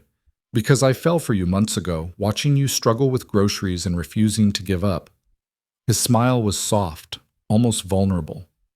You're extraordinary, Lena Hart, and I'm not letting you go easily. For the first time in months, maybe years, Lena felt herself truly relax into someone else's arms, felt safe enough to be vulnerable, to admit wanting, to imagine a future beyond survival. It was terrifying and wonderful in equal measure, this feeling of being seen and chosen and fought for. She had no idea how fragile that safety really was, or how quickly everything would shatter. The illusion of safety lasted exactly 3 days. Lena spent those days exploring Rome with Marco as her guide, falling deeper into the rhythm of his life. They wandered through the Forum at sunrise before the tourist crowds arrived, Marco explaining the history with the kind of detail that suggested he'd studied it extensively. They ate at tiny trattorias, Isabella recommended, drank wine on his terrace while watching the sun set over ancient rooftops, and talked about futures that suddenly felt possible. Marco was different here in his own city. More relaxed, more himself, the careful control he'd maintained in Santorini softening into something warmer. Isabella joined them often, her sharp wit and genuine affection for Lena making the younger woman feel welcomed rather than scrutinized. They spent an afternoon at Isabella's university, Lena listening while she explained her research on Renaissance art forgeries with infectious enthusiasm. Watching the siblings together, seeing how Marco's entire demeanor shifted around his sister, protective but proud, worried but trusting, Lena understood him better. Everything he'd done, every dangerous choice, had been about keeping Isabella safe enough to have this normal life. On the third night, Marco took Lena to a small jazz club tucked down an alley she never would have found alone. The music was intimate and sultry, the crowd sophisticated in that effortless Roman way. They sat close in a corner booth, Marco's preference for tactical positioning apparently eternal, and he kept his arm around her shoulders, occasionally pressing kisses to her temple between songs. I could get used to this, Lena murmured, relaxed by wine and music and the solid warmth of Marco's body against hers. Good, because I'm planning to make it permanent if you'll let me. His voice was low, meant only for her. I know it's fast. I know we're still learning each other. But I want you in my life, Lena. Here in Rome or back in Santorini or anywhere else you want to be, I'm not letting you go. The declaration should have triggered her flight response, should have reminded her of Derek's possessive proclamations. But Marco's tone wasn't possessive. It was hopeful, asking rather than demanding, offering rather than claiming. I want that too, she said, surprising herself with how much she meant it. I'm still scared sometimes, still waiting for the other shoe to drop. But I want to try. Marco pulled her closer, his lips finding hers in a kiss that tasted like wine and promise. Around them the music swelled, and for a moment everything felt perfect. Possible. Like maybe she really could have this, love and safety, and a future with someone who saw her completely. Then Marco's phone buzzed. He ignored it initially, but it buzzed again. And again. His expression shifted, tension returning to his shoulders as he checked the screen. Whatever he saw there drained the color from his face. We need to go. Now. He was already standing, pulling cash from his wallet and throwing it on the table. Don't ask questions, just stay close to me. Lena's heart kicked into overdrive, old fear flooding her system. She let Marco guide her through the club, his hand firm at her back, moving with controlled urgency that suggested real danger. Outside, his driver was already waiting, engine running, and another car had materialized behind them. Security that had been invisible before now, obvious and ready. What's happening? Lena asked as Marco pushed her into the car, sliding in beside her. Marchese changed his mind. Or someone changed it for him. Marco's voice was tight, controlled fury barely leashed. There's been an incident. Isabella, we need to get to Isabella. The drive across Rome was terrifying. The driver navigating traffic with aggressive speed while Marco made rapid calls in Italian. Lena caught enough words to understand. Isabella, university, danger, now. Her stomach twisted with sick fear. The younger woman had become a friend over these few days, someone Lena genuinely cared about beyond her connection to Marco. They screeched to a stop outside a beautiful old building Lena recognized from their earlier visit, Isabella's university. Marco was out before the car fully stopped, and Lena scrambled after him, ignoring his barked order to stay in the vehicle. She wasn't letting him face whatever this was alone. Inside, chaos. Campus security clustered near the entrance, police arriving with sirens blaring. Marco pushed through them with the kind of authority that suggested he'd dealt with situations like this before, Lena close on his heels. They found Isabella in a conference room with 2 police officers, her face pale but her posture defiant. "I'm fine," she said immediately when Marco burst in. "Marco, I'm fine. They didn't touch me." "Who didn't touch you?" Marco's hands were shaking as he pulled his sister into a fierce hug. "What happened?" "2 men followed me from the library. I noticed and went somewhere public called security. They left before anyone could stop them, but—" Isabella pulled away, meeting her brother's eyes steadily. "They wanted me to know they were there. One of them said to tell you the deal was off."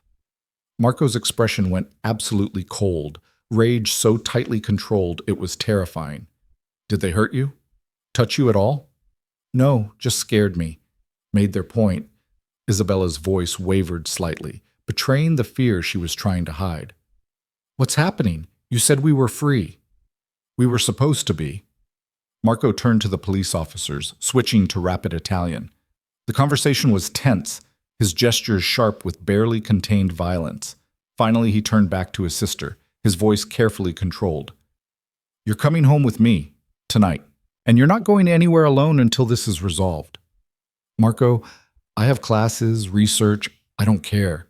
Your safety is more important than your doctorate." The steel in his voice allowed no argument. "This is not negotiable, Bella." Isabella looked like she wanted to argue, but something in Marco's expression stopped her. She nodded, gathering her things with shaking hands. Lena moved to help, earning a grateful look from the younger woman. The drive back to Trastevere was silent and tense. Marco sat rigid beside Lena, his jaw clenched so tight she worried he'd crack teeth. His hand found hers in the darkness, gripping with enough force to hurt, and Lena squeezed back, trying to offer comfort she wasn't sure how to give. At the apartment, Marco stationed security in the building. Men Lena hadn't seen before materialized with frightening efficiency. He settled Isabella in his guest room, checking windows and locks with paranoid thoroughness before finally, reluctantly, leaving her to rest. When he returned to the living room where Lena waited, the careful control finally cracked. Marco crossed to the bar and poured whiskey with shaking hands, downing it in one swallow before pouring another. "I'm sorry you had to see that." His voice was rough, raw. "I thought we were past this.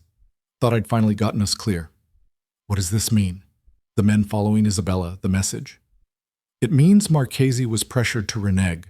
Someone convinced him our deal wasn't in his best interest." Marco's laugh was bitter. "Or someone paid him more to keep us obligated. Either way, we're back to square one, except now they've made Isabella a visible target." "Can you negotiate again? Offer more?" "There's nothing more to offer. I gave him everything I had."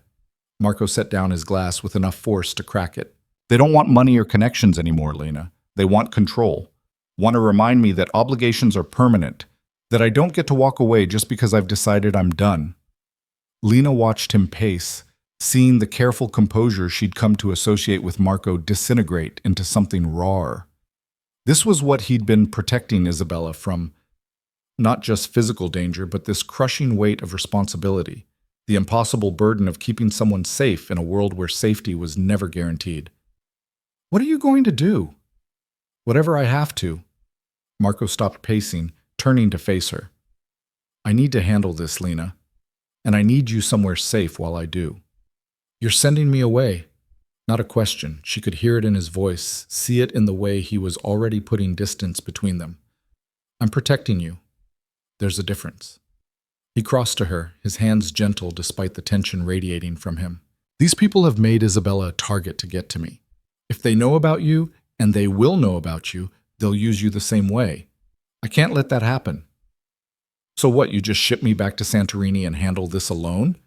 Anger sparked through Lena's fear. That's not protecting me, Marco. That's shutting me out. It's keeping you alive. Don't you understand? These aren't people who make empty threats. They hurt the people I care about to control me. I won't give them that weapon. I'm not a weapon. I'm a person who cares about you and wants to help. Lena stood, closing the distance between them. You promised me transparency, partnership. Now the second things get difficult, you're reverting to the same controlling behavior you swore you were fighting. This is different. It's not. You're making decisions for me instead of with me, deciding what I can handle, what risks I'm allowed to take.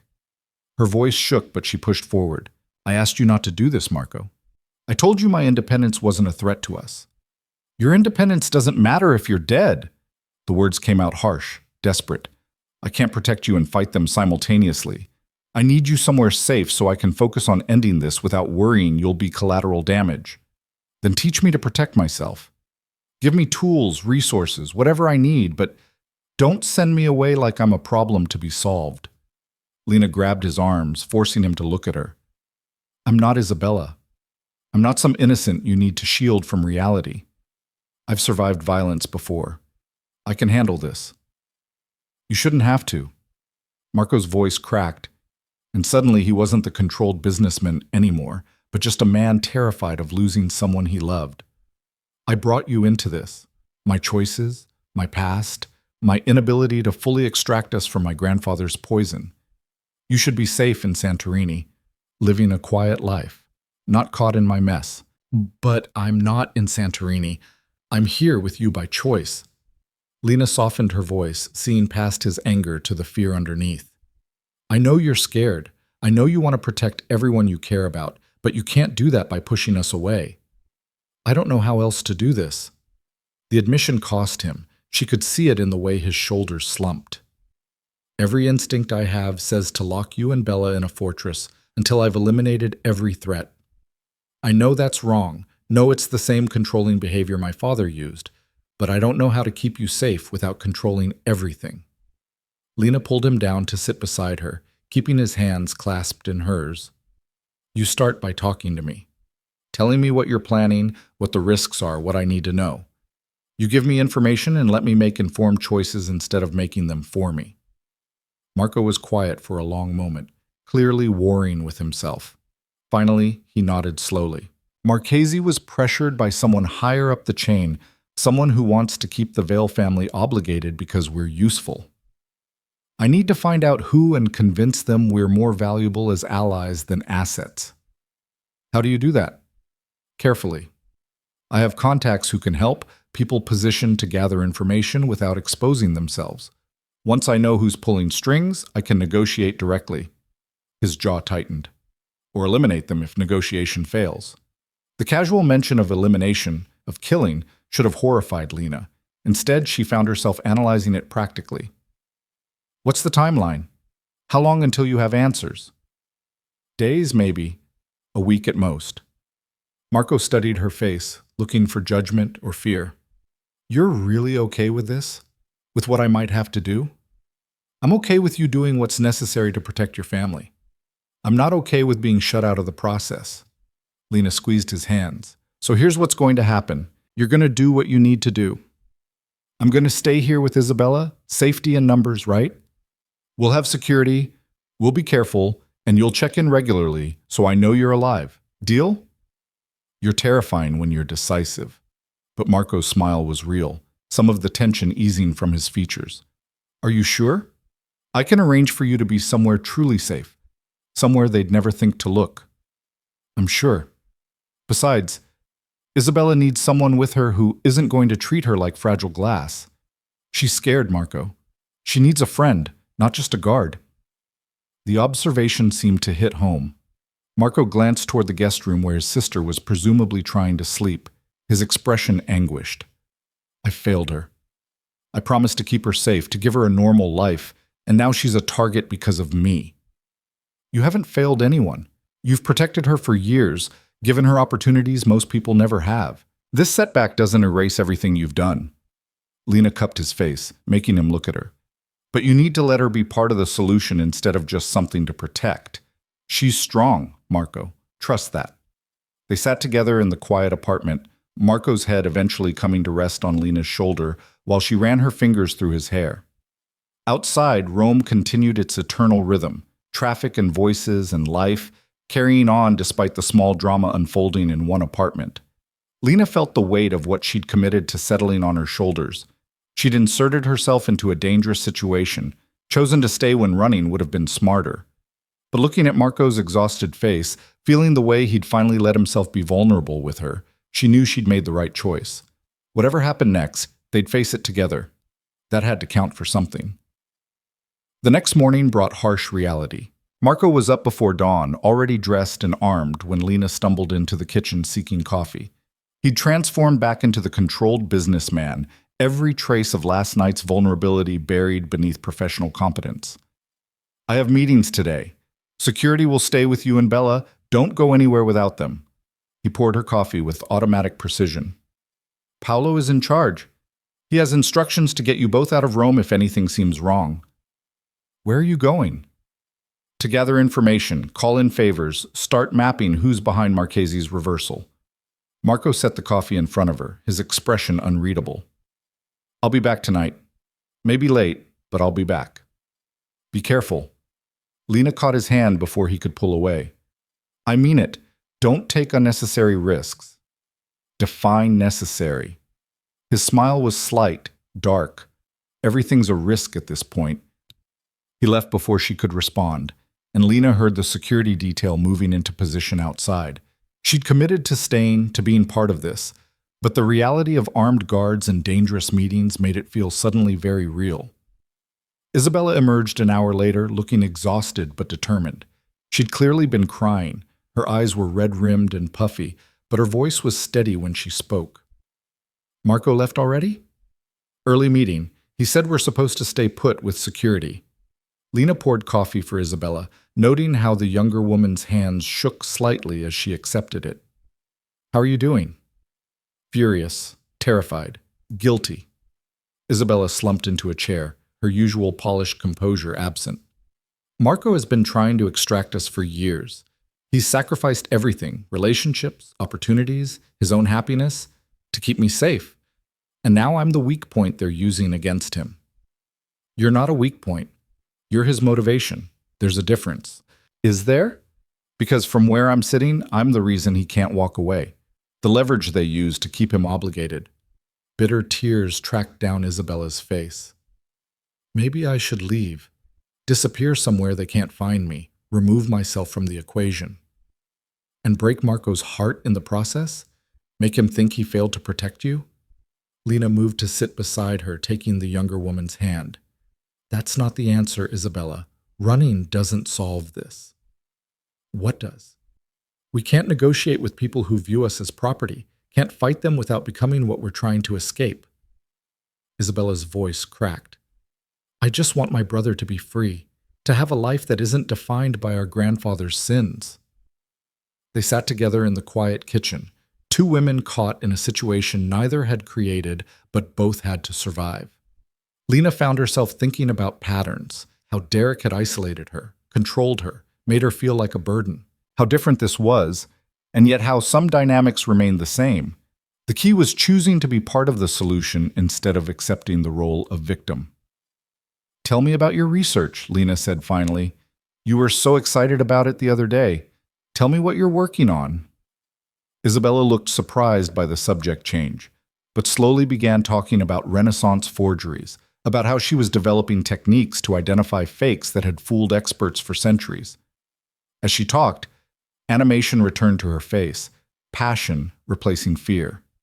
Lena listened and asked questions, and gradually the morning became less about danger and more about two friends sharing coffee and conversation. The day stretched endlessly. Security rotated in shifts, Silent men who moved through the apartment checking windows and monitoring feeds from cameras Lena hadn't known existed. Paulo brought lunch from a nearby restaurant, testing it himself before allowing them to eat, a precaution that would have seemed paranoid days ago, but now felt grimly necessary. Marco called once, his voice clipped and distracted. "I'm making progress. Don't wait up. I'll probably be late. Be safe. Always." The line went dead before Lena could say more. Evening came with no further word. Lena and Isabella made dinner together, simple pasta and salad, and ate mostly in silence, both women watching the clock and trying not to imagine worst-case scenarios. At 10, Isabella finally gave up and went to bed. Lena stayed up, curled on the couch with a book she couldn't focus on, waiting. Marco finally returned just after midnight, looking exhausted and grim. He went straight to check on Isabella, confirming she was safely asleep, before joining Lena in the living room. "Tell me." Lena set aside her unread book, making room for him on the couch. "It's worse than I thought. Marchesi was pressured by the Calabrian syndicate. They want veil connections to expand into Northern Europe. We're useful because we're established, legitimate on paper, with access to shipping routes and business relationships they can't easily duplicate." Marco scrubbed his hands over his face. "They're not going to let us go without extracting significant value first. Can you give them what they want? Not without becoming exactly what I've been trying to escape. They want years of cooperation, ongoing obligation, participation in operations I won't touch." His voice was flat with exhaustion. "I've spent the last 12 hours exploring every angle. There's no negotiation that ends cleanly." "Then what's the alternative?" Marco was quiet for a long moment, and when he looked at her, Lena saw something cold and resolved in his expression. "I eliminate the person making the demand. Remove them from the equation. Someone else takes over, someone I can negotiate with, or who has different priorities. The syndicate fractures, loses coordination, and I slip free in the chaos." "You're talking about assassination." Lena kept her voice level despite the ice forming in her stomach. "I'm talking about survival. About protecting my sister and you and any chance we have at normal lives." Marco's jaw tightened. "I know what that makes me. No, it crosses lines I swore I wouldn't cross. But I'm out of options, Lena. This is the only path I see." Lena's mind raced, trying to process what he was proposing. This wasn't self-defense or protecting someone in immediate danger. This was calculated killing, premeditated murder to solve a problem. Everything she'd been taught, every moral framework she'd built her life around, said this was wrong, unforgivable. But looking at Marco's exhausted face, thinking about Isabella crying in the kitchen that morning, remembering the casual violence of men following a young woman to send a message, Lena found her moral certainty wavering. Sometimes there were no good choices. Sometimes survival required becoming something you'd rather not be. "If you do this, there's no going back," she said quietly. "You'll have crossed a line. Become the thing you've been trying to escape." "I know." Marco's voice carried the weight of that knowledge. "But if it keeps Bella safe, keeps you safe, I'll carry that burden. I'll become whatever I need to be." "What do you need from me?" The question seemed to surprise him. "Understanding, maybe. Or forgiveness. I don't know." "You have both." Lena took his hands, holding tight. "But Marco, promise me this is the last time. That once this is done, we're truly free. No more obligations, no more violence. We walk away and never look back. I promise. This ends it, one way or another." He pulled her close, his arms wrapping around her with desperate intensity. "I'm sorry you're part of this. Sorry I brought you into my mess. I chose this, chose you." Lena pressed her face against his neck, breathing in his familiar scent. "Whatever happens next, we face it together. That was the deal." They held each other in the quiet apartment while Rome slept around them, two damaged people trying to build something whole from broken pieces. Lena knew she should be horrified by what Marco was planning, should be running for the nearest exit. Instead, she felt strangely calm, resolved. She'd survived Derek by learning to recognize real danger versus perceived threat. Marco wasn't Derek. He was a man pushed into impossible choices, trying to protect the people he loved the only way he knew how. She could live with that, could live with him, darkness and all. The question was whether either of them would survive what came next. The next 3 days existed in a strange suspension between normalcy and nightmare. Marco left early each morning and returned late each night, his expression growing progressively grimmer as whatever plan he was formulating took shape. He wouldn't share details, protecting them through ignorance, he claimed, but Lena could see the weight of it crushing him incrementally. The careful control he'd always maintained was fracturing under pressure, revealing the man underneath who was terrified of failing the people he loved. Lena and Isabella developed their own rhythm during those endless days. They cooked together, read on the terrace, talked about everything except the danger hovering over them.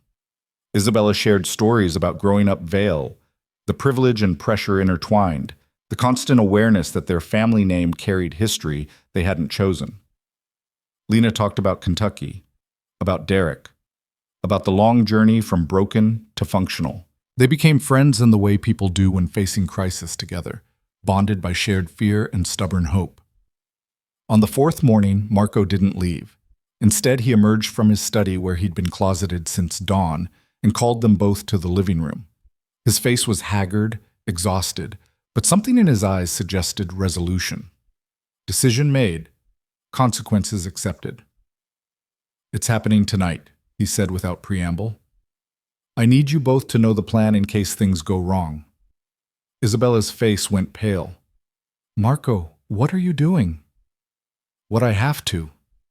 He pulled out his phone, displaying a photograph of a distinguished-looking man in his 60s. "This is Lorenzo Conti. He's the one who pressured Marchesi, who's been blocking our extraction. He'll be at a charity event tonight at the Palazzo Farnese. I've arranged to meet him privately to discuss terms." "And then you're going to kill him." Lena's voice was flat, stating fact rather than asking. "If negotiation fails, yes, I've explored every other option. This is what's left." Marco's jaw was tight, his hands clenched. "Paolo and the security team will stay with you. If I'm not back by midnight, Paolo has instructions to get you both out of Italy. New identities, new lives, everything arranged." "Absolutely not." Isabella stood, fury animating her features. "You're not doing this alone, Marco. I won't let you sacrifice yourself for me again." "Bella, no, listen to me." She crossed to her brother, gripping his arms with surprising strength. "I know you think you're protecting me. That's all you've ever done, and I love you for it. But I'm not a child anymore. I'm not something fragile you need to shield. I'm a grown woman who refuses to let you become a murderer on my behalf." "It's already done. The decision is made." Marco's voice was gentle but implacable. "I need you safe, Bella. That's all that matters." "What about what I need? I need my brother alive and whole, not dead or destroyed by guilt." Tears streamed down Isabella's face. "There has to be another way. Something we haven't considered." "There isn't. I've looked at this from every angle. Conti won't negotiate in good faith. He sees us as assets to exploit. The only way to break his hold is to remove him entirely." Lena watched the siblings face off, seeing the love and desperation on both sides. Isabella was right. Marco was preparing to destroy himself to save her. But Marco was also right that conventional solutions had been exhausted. They were trapped in an impossible situation with no clean exits, unless they changed the game entirely. "What if there was a third option?" Lena heard herself say. Both Vales turned to look at her, and she forced herself to continue despite having no idea where this was going. "What if instead of killing Conti or accepting his terms, we made him irrelevant?" "How?" Marco's tone was skeptical but interested. "You said he wants Vale connections because you're legitimate, established, have access and relationships he can't easily duplicate. What if those things weren't true anymore? What if the Vale family business suddenly became worthless to him?" "You're suggesting we destroy our own operations? Lena, that's generations of work. That's been a prison for you both." Lena stood, moving to face them. "You've spent 5 years trying to extract yourselves while maintaining what your grandfather built. But what if you didn't maintain it? What if you deliberately burned it down, made yourselves useless to people like Conti?" Isabella's eyes widened with understanding. "We liquidate everything. Sell off assets, dissolve partnerships, distribute the money in ways that can't be easily traced or recovered. We become financially comfortable private citizens instead of a criminal family's useful tool." You'd both lose everything you've built. Marco looked between them, clearly wrestling with the idea. The business, the reputation, the power that comes with the Vale name. We'd lose chains, Isabella corrected. We'd lose the weight of grandfather's sins. We'd lose the target on our backs. Her voice strengthened with conviction. Marco, when have we ever wanted this? The business, the obligations, any of it? You've been maintaining it because you thought you had to. But what if you didn't? Marco sank onto the couch, his mind visibly racing through implications. It would take time, weeks, maybe months to properly liquidate. And Conti wouldn't wait patiently while we dismantled everything.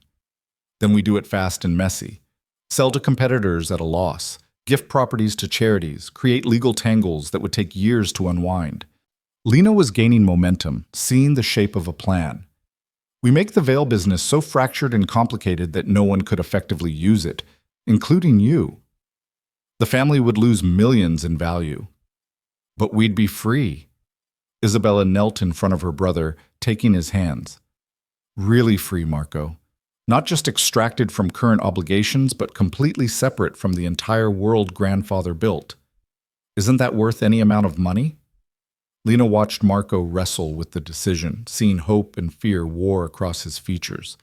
This was a man who'd spent his entire adult life maintaining control, protecting assets, playing the long game. What they were proposing was the opposite, controlled demolition of everything he'd been fighting to preserve. If we do this, there's no going back, he said finally. The Vale name becomes meaningless. Our family legacy disappears. We become nobody. We become free, Isabella repeated. We become people instead of assets. Marco looked at Lena, something desperate and hopeful in his eyes. What do you think? Really?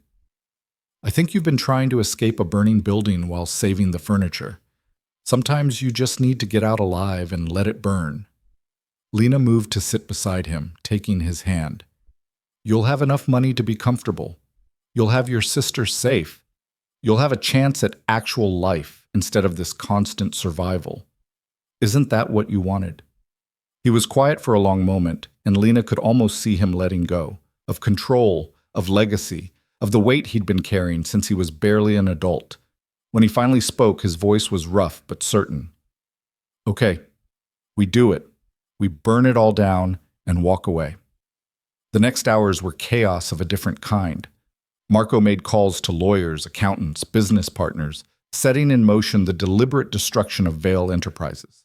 Isabella worked her own contacts, finding charities and institutions that could absorb sudden property transfers. Lena coordinated with Paolo, ensuring security stayed tight while the financial demolition proceeded.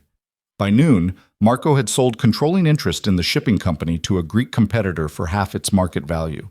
By 3, Isabella had transferred 2 properties to the university with stipulations that made them legally unusable for criminal enterprise. By 6, the family's import business was being carved up and distributed to 3 different parties with competing interests and incompatible operational styles. Conti is going to be furious, Marco said, watching another asset sale finalize on his laptop. This destroys any value we had to him. Good. Let him be furious with people who have nothing left to take. Isabella was almost giddy with destructive momentum. I just donated grandfather's entire art collection to the National Museum. Do you know how angry that would have made him? I'm gleeful. Despite the tension, Lena found herself smiling at Isabella's vindictive joy. The younger woman had spent her entire life under the shadow of their grandfather's empire. Watching her actively dismantle it felt like liberation. Marco's phone rang just after 7. He glanced at the screen, his expression hardening. It's Conti. Answer it, Lena said. Let him know what we've done. Marco put the phone on speaker, his voice carefully neutral when he answered. Conti. What are you doing, Vale? The man's voice was cultured but furious. I'm watching your family's assets get carved apart like a Christmas turkey. Explain yourself. I'm extracting my family from the business, as I've been trying to do for 5 years. You blocked conventional methods, so I'm using unconventional ones. Marco's tone was almost pleasant. By tomorrow, there will be no Vale business worth controlling. We'll be comfortably retired private citizens with no operations, no connections, and nothing you could possibly want from us. You're destroying millions in value. I'm buying freedom. Turns out it costs exactly that much.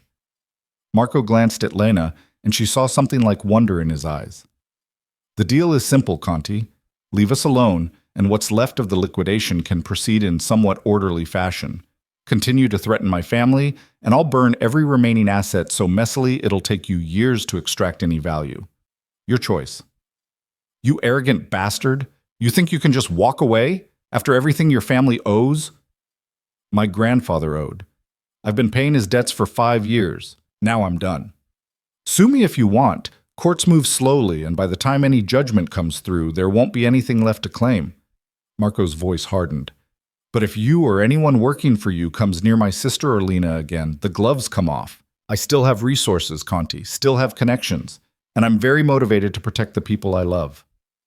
Silence on the line, tense and crackling. Then Conti laughed, bitter and sharp. You're crazy. Destroying everything for what? For women? For some fantasy of normal life? For freedom. But you wouldn't understand that, would you? You've spent so long accumulating power, you've forgotten what it's like to just be human. Marco's voice softened slightly. I feel sorry for you, actually. This must be incomprehensible. You'll regret this. Maybe. But it'll be my regret, my choice. That's worth any amount of money. Marco ended the call without waiting for response, setting the phone down with careful deliberation. The three of them sat in silence for a moment, the weight of what they'd done settling around them.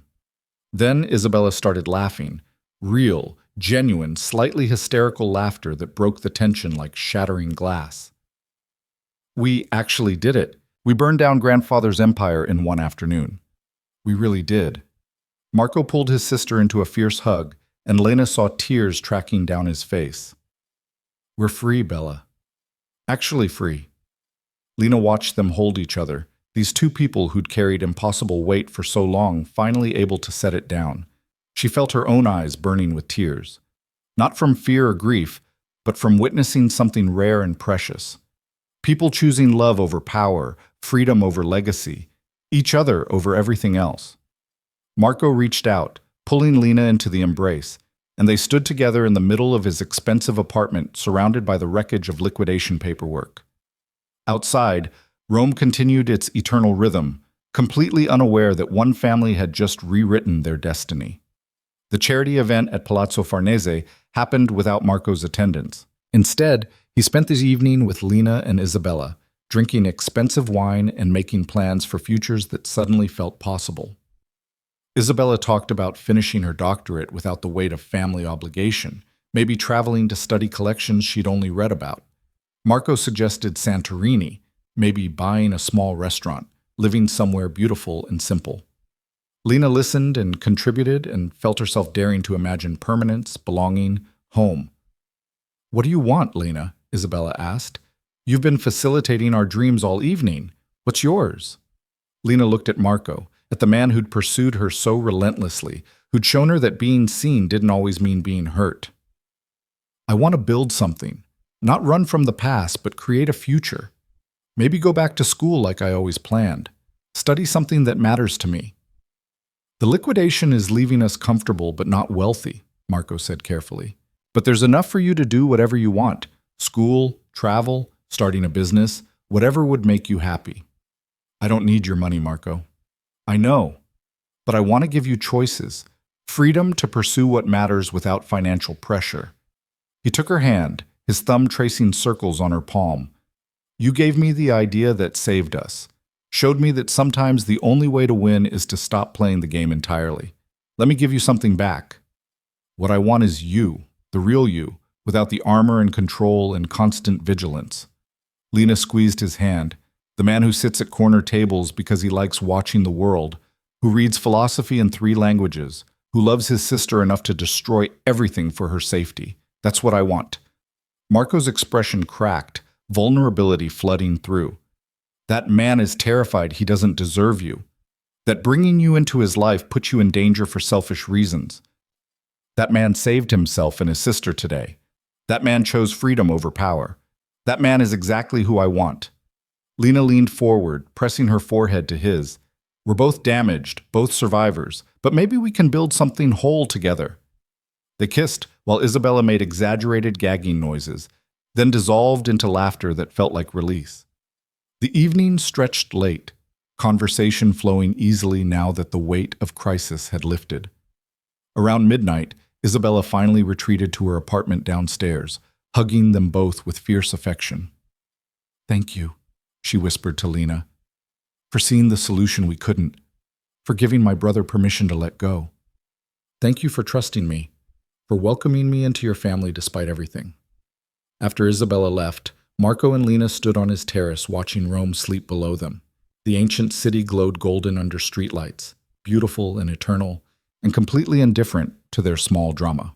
"What happens now?" Lena asked. "Now we figure out who we are without the weight of legacy defining us." Marco wrapped his arms around her from behind, his chin resting on her shoulder. "I'm thinking we should go back to Santorini, at least for a while. Let things settle here. Make sure Conti honors the implicit truce. And then? Then we live. Actually live, instead of just surviving." His arms tightened slightly. "I want to wake up next to you every morning. I want to learn what makes you happy and spend my days providing it. I want to be boringly normal and domestically content." "That sounds perfect." Lena turned in his arms, looking up at his face. "But Marco, I need you to promise me something." "Anything. Promise you won't try to control everything, that you'll let me have agency, make my own choices, even when they scare you." Her voice was serious, needing him to understand. "I love you, but I won't be with someone who tries to own me through protection. I promise to try, to catch myself when I'm being controlling and course correct." His smile was self-aware. "I'll probably fail sometimes. Old habits are hard to break. But I swear I'll keep trying, keep fighting those instincts. That's all I ask, effort and honesty." They stayed on the terrace until dawn began painting the sky in shades of rose and gold, talking about futures and plans, and the terrifying, exhilarating prospect of building lives without the scripts they'd been following. When they finally went inside, it was to Marco's bedroom where they made love with the desperate tenderness of people who'd nearly lost each other, who understood how fragile happiness could be. Afterward, wrapped in each other's arms, Lena felt something settle in her chest that she'd thought Derek had destroyed forever. Safety. Not the kind that came from hiding or running, but the kind built on trust and honesty and mutual choice. Marco wasn't perfect. He was controlling and occasionally obsessive and carried darkness she'd only glimpsed. But he was trying, learning, choosing her happiness over his comfort. That was enough, more than enough. The next weeks unfolded in organized chaos. Lawyers finalized the dissolution of Vale Enterprises. Accountants distributed funds. Properties changed hands with dizzying speed. Marco coordinated it all with the same meticulous attention he'd once applied to maintaining the business, now focused on destroying it thoroughly. True to his word, Conti made no further moves. The syndicate had apparently decided that pursuing Vale assets wasn't worth the legal tangles and public scrutiny that would come with fighting the liquidation. Isabella threw herself into finishing her doctorate with renewed energy, no longer carrying the weight of family obligation. She started seeing someone, a professor at the university who made her laugh and knew nothing about her family's history. Watching her blossom without the shadow of grandfather's empire was revelation for Marco, proof that his choice had been right. 2 months after the liquidation began, Marco and Lena returned to Santorini. They flew commercial this time, no private cars or security detail, just 2 people with modest luggage starting over. Costa met them at the restaurant with crushing hugs and knowing looks. "You did something crazy, didn't you? Something that scared you both but worked out." "How did you know?" Lena asked, laughing. "Because you both look lighter, like you put down weight you'd been carrying too long." Costa's smile was warm. "Also because I have friends who tell me things. Word travels that Marco Val destroyed his family business and walked away. Apparently my reputation preceded me." Marco didn't seem bothered by this. "I'm hoping to build a new one, something quieter." "Good. Loud gets you killed on islands. Quiet lets you live." Costa turned to Lena. "Your job is still available if you want it, but something tells me you have other plans." "I'm going back to school. Online courses for now, maybe in person later. I want to study psychology, help people who've been through what I survived." The decision had crystallized during her time in Rome, watching Marco and Isabella navigate trauma and healing. But I'd love to work a few shifts a week, if you'll have me. Always. They settled into a rhythm that felt sustainable rather than survival-focused. Marco bought a small property outside Oya. Nothing ostentatious, just a house with good bones and a view of the sea. He spent his days reading, learning to cook properly, occasionally consulting for former business contacts who needed expertise, but not commitment. Lena worked part-time at the restaurant, took her courses seriously, and slowly built toward the future she'd abandoned when Derek had nearly destroyed her. They fought sometimes, Marco's controlling tendencies surfacing when Lena took risks he deemed unnecessary. Lena's fierce independence clashing with his protective instincts, but they'd learned to recognize the patterns, to call each other out and course correct before damage became permanent. It wasn't perfect, but it was real, honest, built on choice rather than necessity. 6 months after returning to Santorini, Marco proposed, not with fanfare or elaborate planning, but on the hidden platform he'd first brought her to, watching sunset paint the sky impossible colors. The ring was simple, no ostentatious diamond, just a band with small stones that caught the light. I know it's fast by normal standards. I know we're still learning each other, still figuring out how to be together without falling into old patterns. Marco held the ring, but didn't immediately offer it. But I also know I want to spend my life with you, learning you, loving you, building something neither of us could have alone. So, Lena Hart, will you marry me? Lena looked at the ring, at Marco's anxious face, at the sunset stretching endlessly before them. She thought about Derek, about Santorini's bleached simplicity, about Rome and dissolution and choosing freedom over everything else. Thought about who she'd been 6 months ago, broken and hiding, versus who she was now, still damaged, still carrying scars, but no longer defined by them. Yes, she said, and meant it completely. But I have conditions. Marco laughed, relief and love mixing in his expression. Of course you do. We do premarital counseling. I want us to work with someone who can help us navigate our damage productively. And we keep communicating, keep being honest even when it's uncomfortable. And you promise to catch yourself when you're being controlling, and I promise to tell you when I need space instead of just shutting down. Deal. Anything else? Isabella has to approve. I'm not marrying into a family that doesn't want me. She already does. She's been asking when I was going to stop being an idiot and propose. Marco slipped the ring onto Lena's finger, his hands gentle despite their trembling. She actually helped me pick this. Said you'd want something meaningful instead of flashy. She knows me well. Lena looked at the ring catching sunset light, at Marco's face open and vulnerable in a way it rarely was. I love you. I'm terrified of loving you, but I do. I love you too. Have since I watched you struggle with groceries and refused to let anyone help. He pulled her close, and they kissed as the sun sank below the horizon. Thank you for seeing me, for not running when you learned who I really was. Thank you for showing me it's safe to be seen, that not everyone who notices you wants to hurt you. They stayed on the platform until stars emerged, talking about futures and weddings, and whether Isabella would insist on planning everything herself. Eventually, they made their way back to Marco's car, to the house they were building together, to the life they'd chosen over safety and legacy and all the scripts they'd been handed. The wedding happened 3 months later, small, intimate, just family and close friends. Isabella served as maid of honor and cried through the entire ceremony. Costa walked Lena down the aisle since her family remained distant, complicated, not yet ready to be part of her new life. They married on the terrace of the restaurant where they'd met, sunset painting everything golden, promises exchanged with the sea as witness. Afterward, there was dancing and food and laughter that felt earned rather than obligatory. Marco held Lena close during their first dance, whispering promises against her hair that no one else could hear. She felt his arms around her, still protective, still possessive, but learning to hold without controlling, and knew she'd made the right choice. They honeymooned in Greece, island hopping with no agenda beyond exploration and each other.